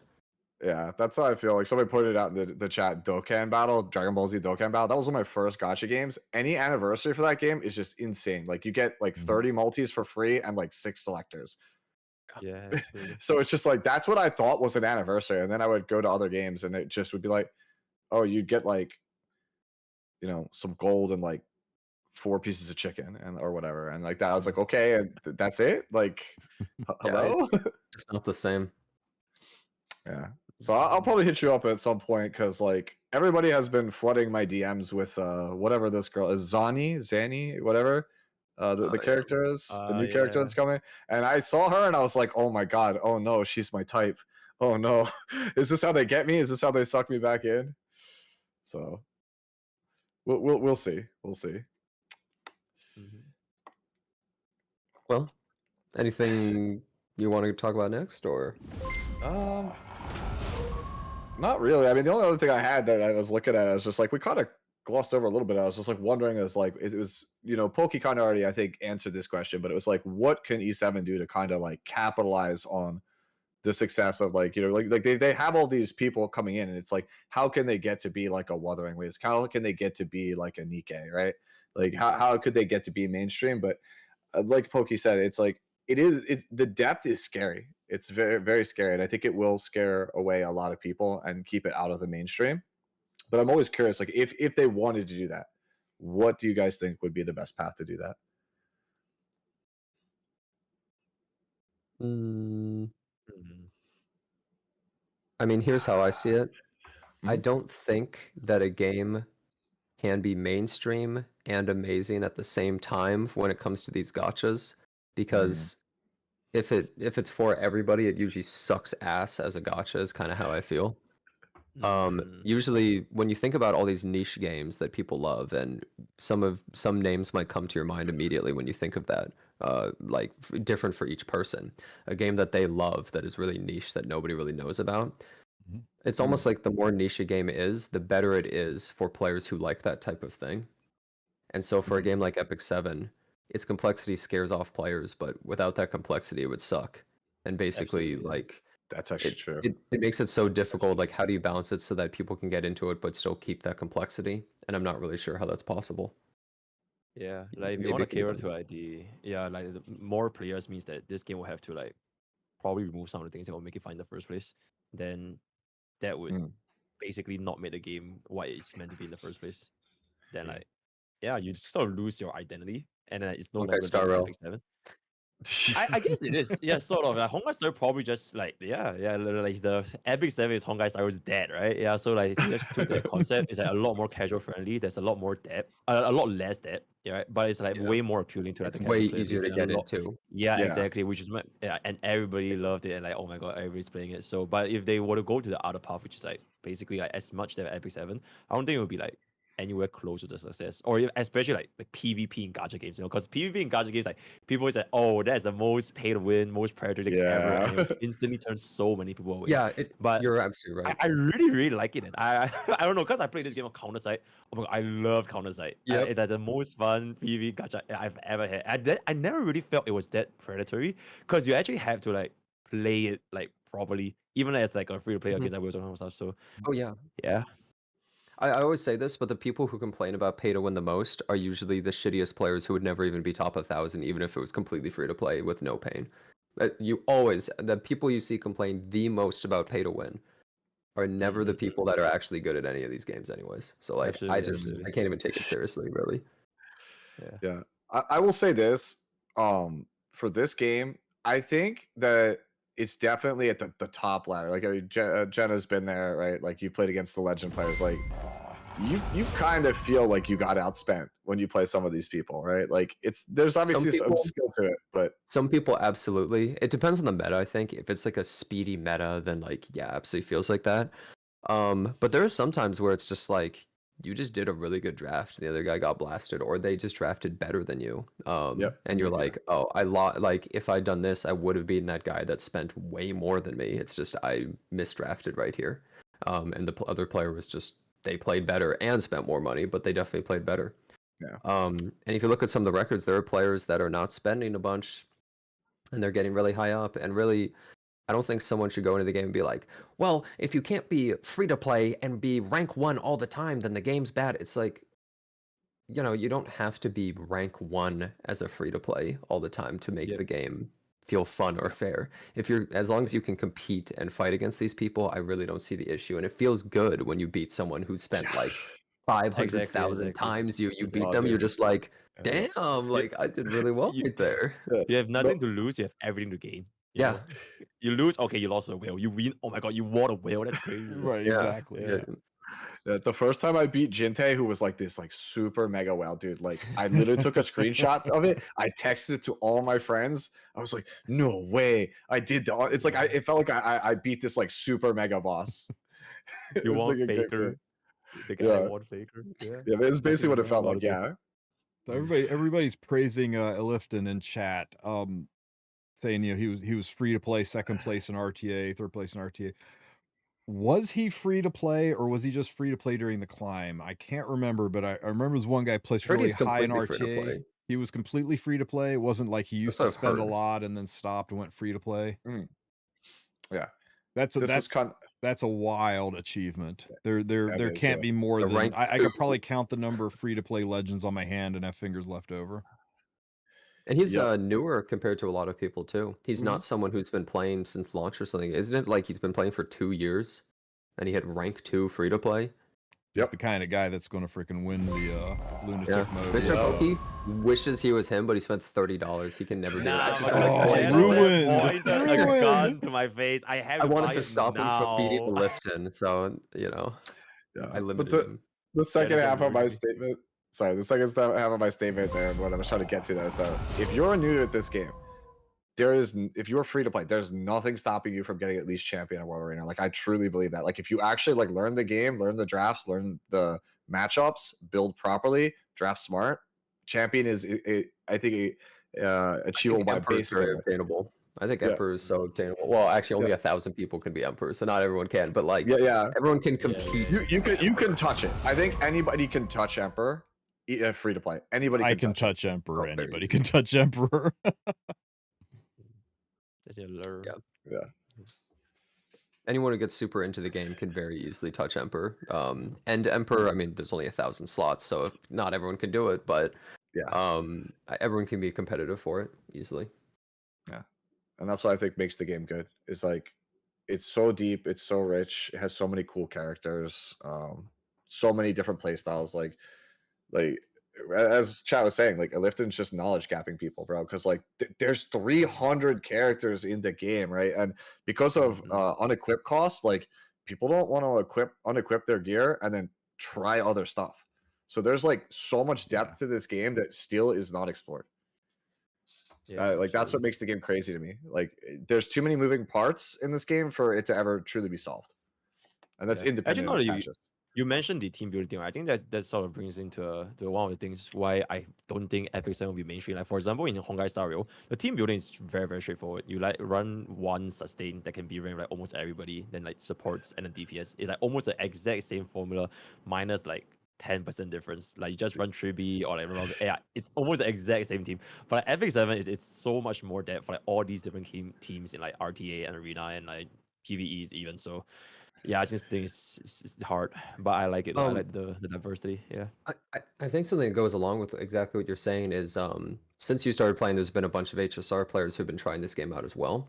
And I see a lot of them ask questions like, is this character good with this one? And it's like, well, I mean, kind of. It really just depends on the situation, right? Because exactly, in Honkai Star, it'll be like you run the break character with the break support, with the break healer, right? It's like, it makes sense. It's very streamlined. But in this game, it's like, I mean, yeah, you can kind of just run anyone with anyone pretty much as long as the match calls for that, like the RTA fight or the PvE content uses that, but there's not really a direct you need to use these characters together, anything like that. Yeah, I had one of those guys in my chat a couple of days ago and asking, like, what's unit do I run with this to be Wyvern? And I asked in chat, said, hey, everybody post me your Wyvern 13 team. And there's like 15, 20 different replies. Different units. I mean, all accomplishing the same goal, but doing it in different ways. And that's something I really like about this game is there's no one way to do things. There's, some people, you see it all the time, like best team ever. And, I post shit like that. And it's really not true. The best team ever is the one you can build that accomplishes the same goal. Imagine lying. Fraud. I'm colorfully exaggerating the truth. There's a difference. Embellishing. Okay. But yeah, and it's something I like about people. Like, I can't play the game because I don't have XYZ units. Objectively not true. You've just got to find ways to accomplish the same goals, and there's so much unit overlaps that you guys can find ways to make it happen. It's true, If anything, I feel like like if I'm a new player, right, and I have like all these units, like if I have access to every single tool, I feel like there's just so many things. It would actually put me off because there's just so many different variations. But like if I like just work with what I have at my current moment, it's a lot easier for me to get into the game. So yeah. It's fun to try and find solutions to things with what you have. If you don't have everything, you're like, okay, well, I don't have this unit that's supposed to be like the best for this thing. So it's like, okay, so how am I going to make this work? Yeah. Exactly. But HSR is like, oh, you don't have Tribi? Oh, okay. One bomb. Oh, you don't have Rame for a break team? Okay, then you can't do the team or whatever. Yeah. There's no other way to be like a best in slot because like that is their best in slot, and there's like no other ways to exactly. Yeah. I mean, technically, if that game had like 100 more characters, you could maybe do something like that. But it's like, it just doesn't. Now, That's just not how the know game is built. You know what's the thing? I don't think it will ever because look at like HSR releasing banners, right? It's like 2 banners every 6 weeks. Can you imagine a time where HSR had like 300 units? People will go insane. People are already complaining about power creep in a game with like literally no RDA and people are really this pissed off. Can you imagine if Hades had 300 characters and there's only these like 3 endgame mode: APOC, Memory of Chaos, and Pure Vision.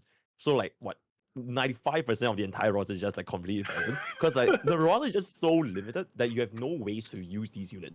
Which is why I say like the endgame Hades are you're gonna reach like a cap one day, and there can only be this like super small select group of like units that is the best in slot, and everyone else just gets like shafted. Whereas for like Yeah. games with like a lot more depth, you can have all these opportunities to use all these units. But yeah, it just probably just won't happen. I kind of agree with what you're saying. HSR almost has like a time limit on like Yeah. the game, because at a certain point it's like, what more can you really do, because it has Exactly. no depth, right? Yeah. That's why like my biggest complaint about that game was like they needed more depth, and instead they reduced it by making it so you ignore elements with like almost every single thing, which was like Yeah. like that was sort of like the game's depth, how you could be like, oh, this is a good fire character, this is a good ice character, and then it's like, no, this character is good at everything, right? Yep. And that's why something like E7 or even Summoner's War, hell, you know, this is crazy. Raid Shadow Legends has way more depth. Because if anyone my thinks about God. it, it is. For anyone who hasn't ever Shadow played Raid, Legends. it's the same as E7 or Summoner's War in format, right? Yep. Right. There should be so much more to team building because it makes everything so much more fun. But you're right, it just puts off more casual players. So they need to find a way a way to balance it where it's really easy for new players to get in and make like team comps. Maybe they need to set up something like with the E7 Origin update. Maybe they should have team comps. Like, here's a starter cleave team, here's a starter tank down team, here's a starter bruiser team, and that would be able to get players immediately to understand like, oh, this is how things work, but you can change the units out, something like that. Absolutely. I feel like Like, Hades that'd is be a game. huge. It's a good game, but it probably won't be a great game. Oh my god, I've Yeah. cancelled. Like it just won't be a great game. But it is a good game for a lot of people. But Dude, like, I to be knew a the great moment you game, played this game, it would ruin you. yeah, dude, you just can't, man. Like it's not great games can't be played by like all these people anyways, because like, it takes so much knowledge, and that's what made the game great. So Yep. yeah, It's too generalized. Yeah, exactly. That's why, dude, I knew when you played E7, you would start drawing all these parallels now to Honkai Star, and it's just like, oh. yeah. Genesis ruined me. I'm Yeah. gone. One of us. One of us. One Yeah. of us. That's how it works with all these games. It's like once you play something that has so much more, you go like, damn. Like, Yeah, Ele, we covered it. Chat liked my my Arunca there. Did it freeze? Wait. I think my Oh, Discord. okay, I was Yeah. gonna say, Oh, I like, thought my internet crashed. Yeah, I know, everybody it's like- froze there for a Yeah, minute. like, what happened? Yeah, It's like the server froze. crashed there. It was like, yeah. For like 1 split second. I was like, what the hell's going on here? Freeze. Stop moving. Stop right there. Yo, so warm though. Yeah, I went to Sue and he said, you know what? I think I want to try to beat, Abyss 100 using only free to play units. Usually only like the free brand new units you get. I'm like, yeah, that would probably be a good guide, but I don't think you're going to get much further than that. And he went, oh yeah. I was like, yeah, there's no way. How are you going to do 102 with just free units? Anyway, 50 videos later, and he did the entire thing with free units. So Free units with ogre armory tier gear. with by the way. absolute dog shit gear. He like messes me one. He's like, I'm losing it, man. I'm coming unglued. I don't think I can do this. Like, you can't do this one. He goes, oh fuck you, I can't, and then he does it. It's Yeah, like he would that's call me so just to crazy. hear me tell him he couldn't do it to motivate him to do it. Yeah. It's so crazy. Because I had to Oh get, like, yeah, and real there was creative one. with some- There was one where he caved. There's one where he caved. He used a 5-star unit, and I made fun of him for using a 5-star unit. He's like, "Son of a bitch," and he goes back and does it without it. Does it with Yeah, full it was free play Wanda. again. It was Wanda. Yeah. I was like, look, Wanda is a 3-star. You don't get her from like any of the free handouts, so you actually have to pull the character. But I was like, it's a 3-star, bro. So I geared up Wanda, and I literally hard controlled the whole fight with Wanda. I want to be there for the Mr. Pokey 102 Abyss stream. Okay. I'll let you guys know, yeah. We'll Yeah, make a I- party yeah. out of that. Dude, like I said, that there's like the major sticking points are 102, 105, 109 for some reason. I've never had problem with 109, but 109 is like it's very RNG heavy. And then 115 is the other one that people always rage about. Yeah. Those are like the ones that people always say. The whole number floors are like victory dances. 110 is like after 109, 110 is like, oh thank God. and then you get to 120, and you're like, after 119, you're like, oh, thank God, 120 is my victory lap. Is 110 is 110 a thank God, bro? That's literally gambit time, bro. That is literally dice roll the floor. You just tear Norgard the shit out of it. Dude, I was so gullible because like one of the events for the Path of Air is like you clear 110. That's the one that unlocks the random ML5. And I'm like, oh my god, check, can I do this like right now? Because I was at 92 or 93. Yeah, I'm gonna do it all the way to 110 right now. And I was so gullible, completely clueless. And like, oh shit, yep. Well, when you can always tell the people who don't like reading too, because there's always people like, how do you beat the Sage Ball floor? I can't get past the Remnant Violet floor. It's like, did you read the instructions? Because it's really easy if you read the instructions, but if you just go in not knowing how to do it, it steamrolls you. Somebody asked when anniversary was earlier. That's August 30th is Foundation Day. Yep. Actually, why did they make this Origin update like this period? Is there anything particular like in April for Epic 7? Usually this is about the time we get like a collab here. Yeah. But then they just like sprung every single year except for last year. Oh no, every single year except 2023. There's been a collab right now. Every year except for 2023. It's kind of was like a out of nowhere. Like we all expected a collab, and it was like, oh, you thought it was a collab? What if we just overhaul like the first half of the game, the whole UI, all of it, voice acting, right, all of it. It's just like, whoa, okay. So I think it's good though. It prepares people for all of the things that are coming up. Like what Tristen mentioned, all of the events that are lining up. I think it's very, very good. I mean, it got me, so like here I am. Well, that was a sponsor. Yeah, the sponsor that made my life into like, yeah, it's all Genesis' fault. Hey, pretty good sponsor. Yeah, that was my expectation from the sponsor segment. I was like, all right, man, Lakari's coming back. This is it. He's staying for good this time. And then it was a pleasant surprise to see you, Mr. Pokey. I've been watching you for a while, so I was like, oh, Pokey's into it. Okay. That's sick. I'm so into it. It's crazy. Yeah, but I'm good. I'm good. This game is really, really fun. Yeah, absolutely. Oh, do you have like a favorite character that you want to get still? Like, I'm curious, like what character like that you don't have interests you the most? Like, I'm very curious.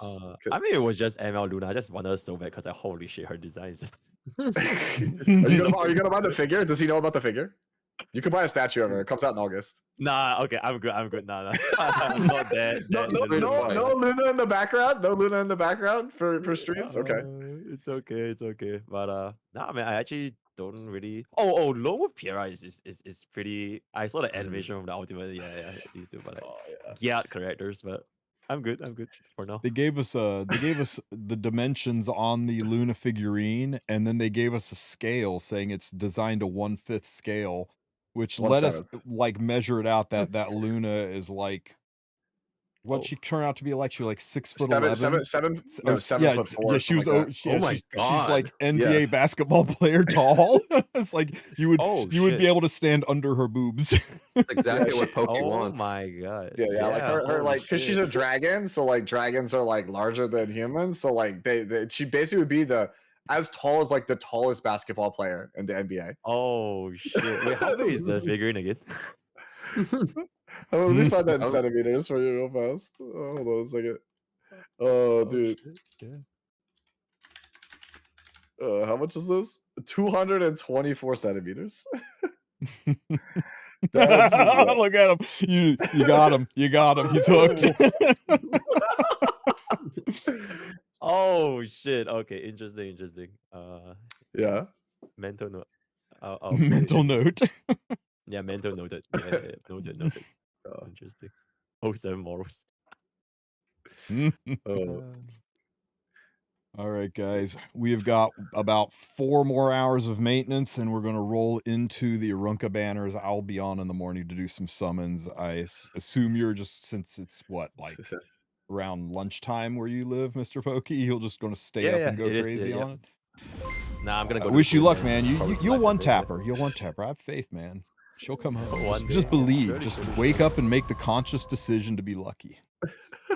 Wait, actually, these like Arunca, right?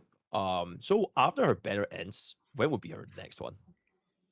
A while. Usually 9 months is the earliest you see a rerun. Sometimes it happens 9 to 14. But I can tell you this though, unless they run it early, every year in December they do a special event called a headhunt, and it's basically Is it the one that just designed. hit? No, this The is something origin? brand new.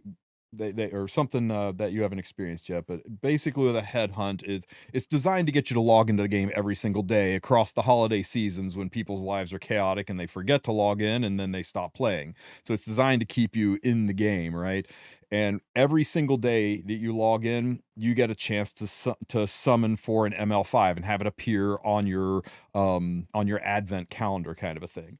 And then on the 15th day, you can lock it in and select any one of the heroes you've randomly summoned, and you get it. So it's like the Are they all world's. 5 stars? They're all Yeah. ML5 stars, and the Oh, last shit. the last day of the event, the 50 the what is it, the 30th 30th or yeah, the something, right? 30th day of the event is an unlimited refresh summon. As long as you have currency, you can unlimited refresh that spot, and it can't be a dupe of any of the ones you've already pulled. And since the event lasts for like 90 days, that's like 60 additional days of and currency earning of refreshing. It makes it you got to be the unluckiest son of a bitch ever to not get the ML5 that you want. It's like It's less like a than selector. it's less than a 20% chance to not get the one you want. So it's effectively a selector. And they I see. always black out 6 months. If they start this one the same time they started the one last year, which was about 2 weeks early, then Arunca should be available on that headhunt. Oh no. If But they here's the thing. started Yeah. if they started a little early, you could get boned. Like last year, it was supposed to start a week later, and the one ML5 that Sue doesn't have, the one that he wanted the most was this girl right here, and she missed being on the selector, missed being on the By- headhunt by by a week. like 4 days. It was Yeah. so bad. Oh, It's like forfeiters. That's But, And to ridiculous. this day, my chat torments me to this day about it. They're just Right. like, yo, like my Discord is filled with just like, pull Dragon Bride Senya W. Like just all the tickets, like everybody's just been pulling her. And then there's me who's got like I got my like 5th copy of Vivian. I'm like, Yeah, I like Vivian, it but- looks like this, where every single day you summon a new unit, and then once you find the one you want, you can click recruit, lock it in, and select it. And then this last day with the infinity symbol, you can just unlimited summon with the currency you earn by playing the game. I So see. That sounds it's really, really cool. Yeah. it's the closest thing to an ML selector we get, and well, like I said, she's got a really good shot of being on there, and anything before her definitely is going to be on there. Okay. It just depends when they actually launch it. Are the ML banners always like new ML units? So like after Arunca is like another ML and another new ML. I'm No, sorry, it's say a it again? rerun. It's always a new, then a rerun, then a new, then a rerun. But then Yeah. Oh, okay, every okay, once in a okay. while, most likely when they just didn't have the development time to make a new one or something, they run like a selector, like you choose who you want to summon on that banner. Like we just recently had that, right? That's how you summon Yeah. for Emerald Luna. Yeah. Okay. They have those Okay, every once okay. in a while too. Yeah, and the Okay. reruns usually come with 3 to 4 characters, so you just pick one. Yeah. So it's not just like, oh, it's that one character I already have. It'll always be like one character that's about to get a skin and then like 3 other characters, right? So if like this season they come out and say like, who doesn't have a skin that's a dark? It'll be hero? like one Oh, good shit. character and 3 dog shit characters. Let's be real. That's like Yeah, that's like usually. He's not wrong. He's not wrong, dude. It's usually like there's one character that's about to get a skin and 3 dog shit characters, or like one super meta character that everybody needs right now, and then 3 characters that are like less than desirable. So the banner after this rerun with Dark Siren, I'm Yeah. not sure what you're saying. Oh, ML Arias. We don't know that ML Arias next. Whoever the next unit is, the She's one after hot. that's going to be the world's unit. So if the next unit is like ML Ross, for example, then Arya's probably the world's unit and vice versa. We don't really know for sure the order. Ross. People are assuming that Arya is next, and then since Ross is, the flagship hero for Epic 7, that he'll be the world's unit. Other people are saying Ross doesn't exactly have the massive personalities to be the world I see what unit. you're doing. So, right. but Right. whereas Arya Okay. kind Pull of up Arya. does, a little more Luna-esque kind of a hero, but so we really don't know what order they're coming out. All we know is they are coming. Watch Robin be an ML. I believe she's data mined as a Fire Ranger already, but I'm not 100% on that. Okay. She's probably the next banner after Renax. So like Renax limited, Probably. you'll go Alright, for makes Renax, sense. and then That makes Robin. sense, yeah. Robin will probably be after. Yeah, she could Dude, I get very so well, many of the she normal could very summons, well is be it? the Rift hero, because that would coincide her with Rift. Yup. New Rift. Yeah, That would one of suck. them. Oh, yeah. That would suck Oh no, big yeah. time. Oh, absolutely, Fennec dude. is so good. Dude, well, I think it's Fennec, unlikely. She's AoE. I think it's unlikely. yeah. Her ult hits multiple targets, so they See- showed it in the video, so I don't think so. But Mr. Pokey is spoiled. He has Fennec. He understands Fennec, but like the Rift unit is usually like it's not good. How do you use it feel for getting random. Fene Like, and having them them end on a Rift random. 2 months early? I mean, they did the same thing with Wukong, so like. No, I'm they used to it. didn't. Wukong's Rift was 6 months long. So was Kane's. To be fair, Well, I have Go both ahead. in the random and 5 stars.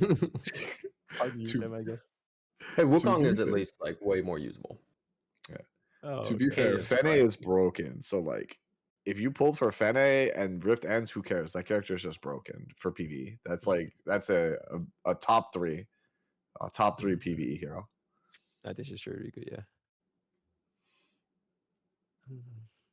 All right, guys. I think this is fun. Yeah. Sure. Yep. I had fun.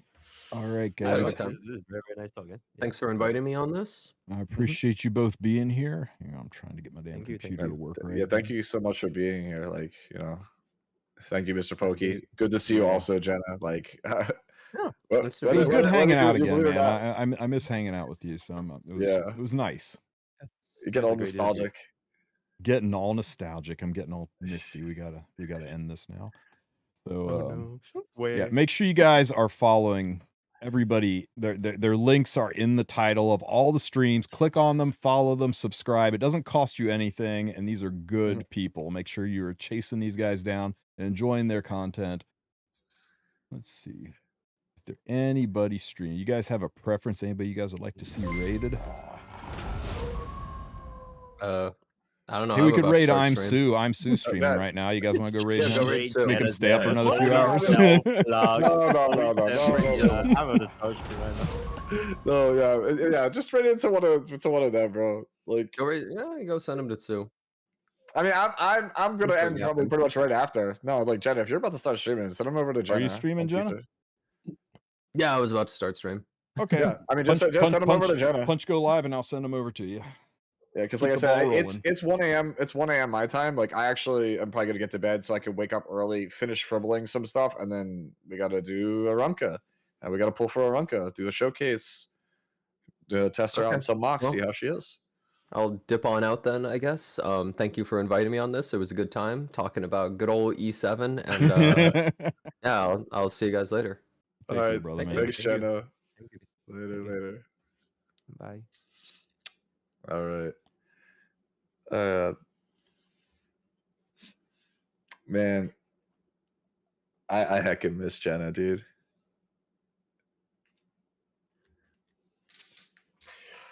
Okay, so chat had a couple of things they wanted to ask. I think maybe Is before there I a get on new out of here. headhunt? The new headhunt always happens over the holiday season. Headhunt usually starts in late November and runs through January. It's not been announced, but I mean, good God, it happens every single year. There's no way it won't happen again.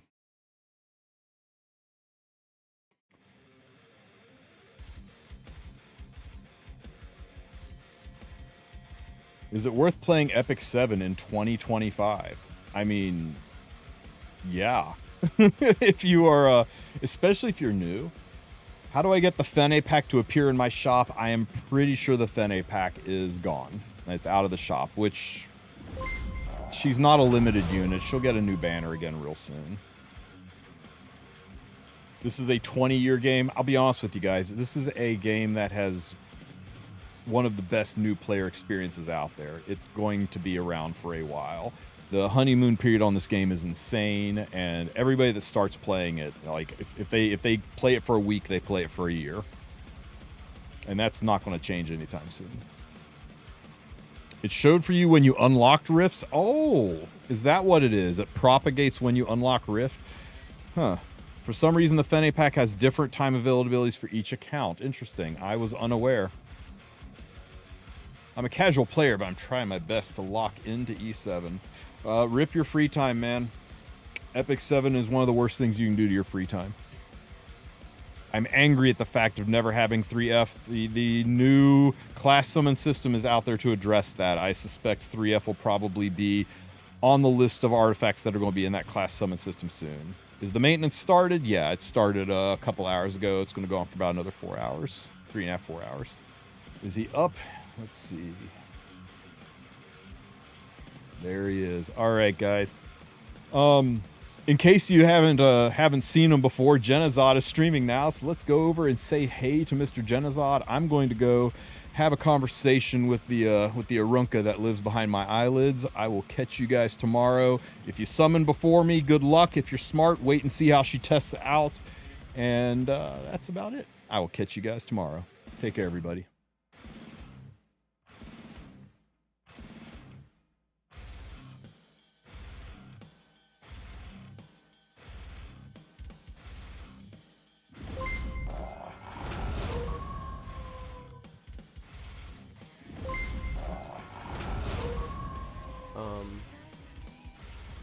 Yeah, I have a good time with that kind of stuff.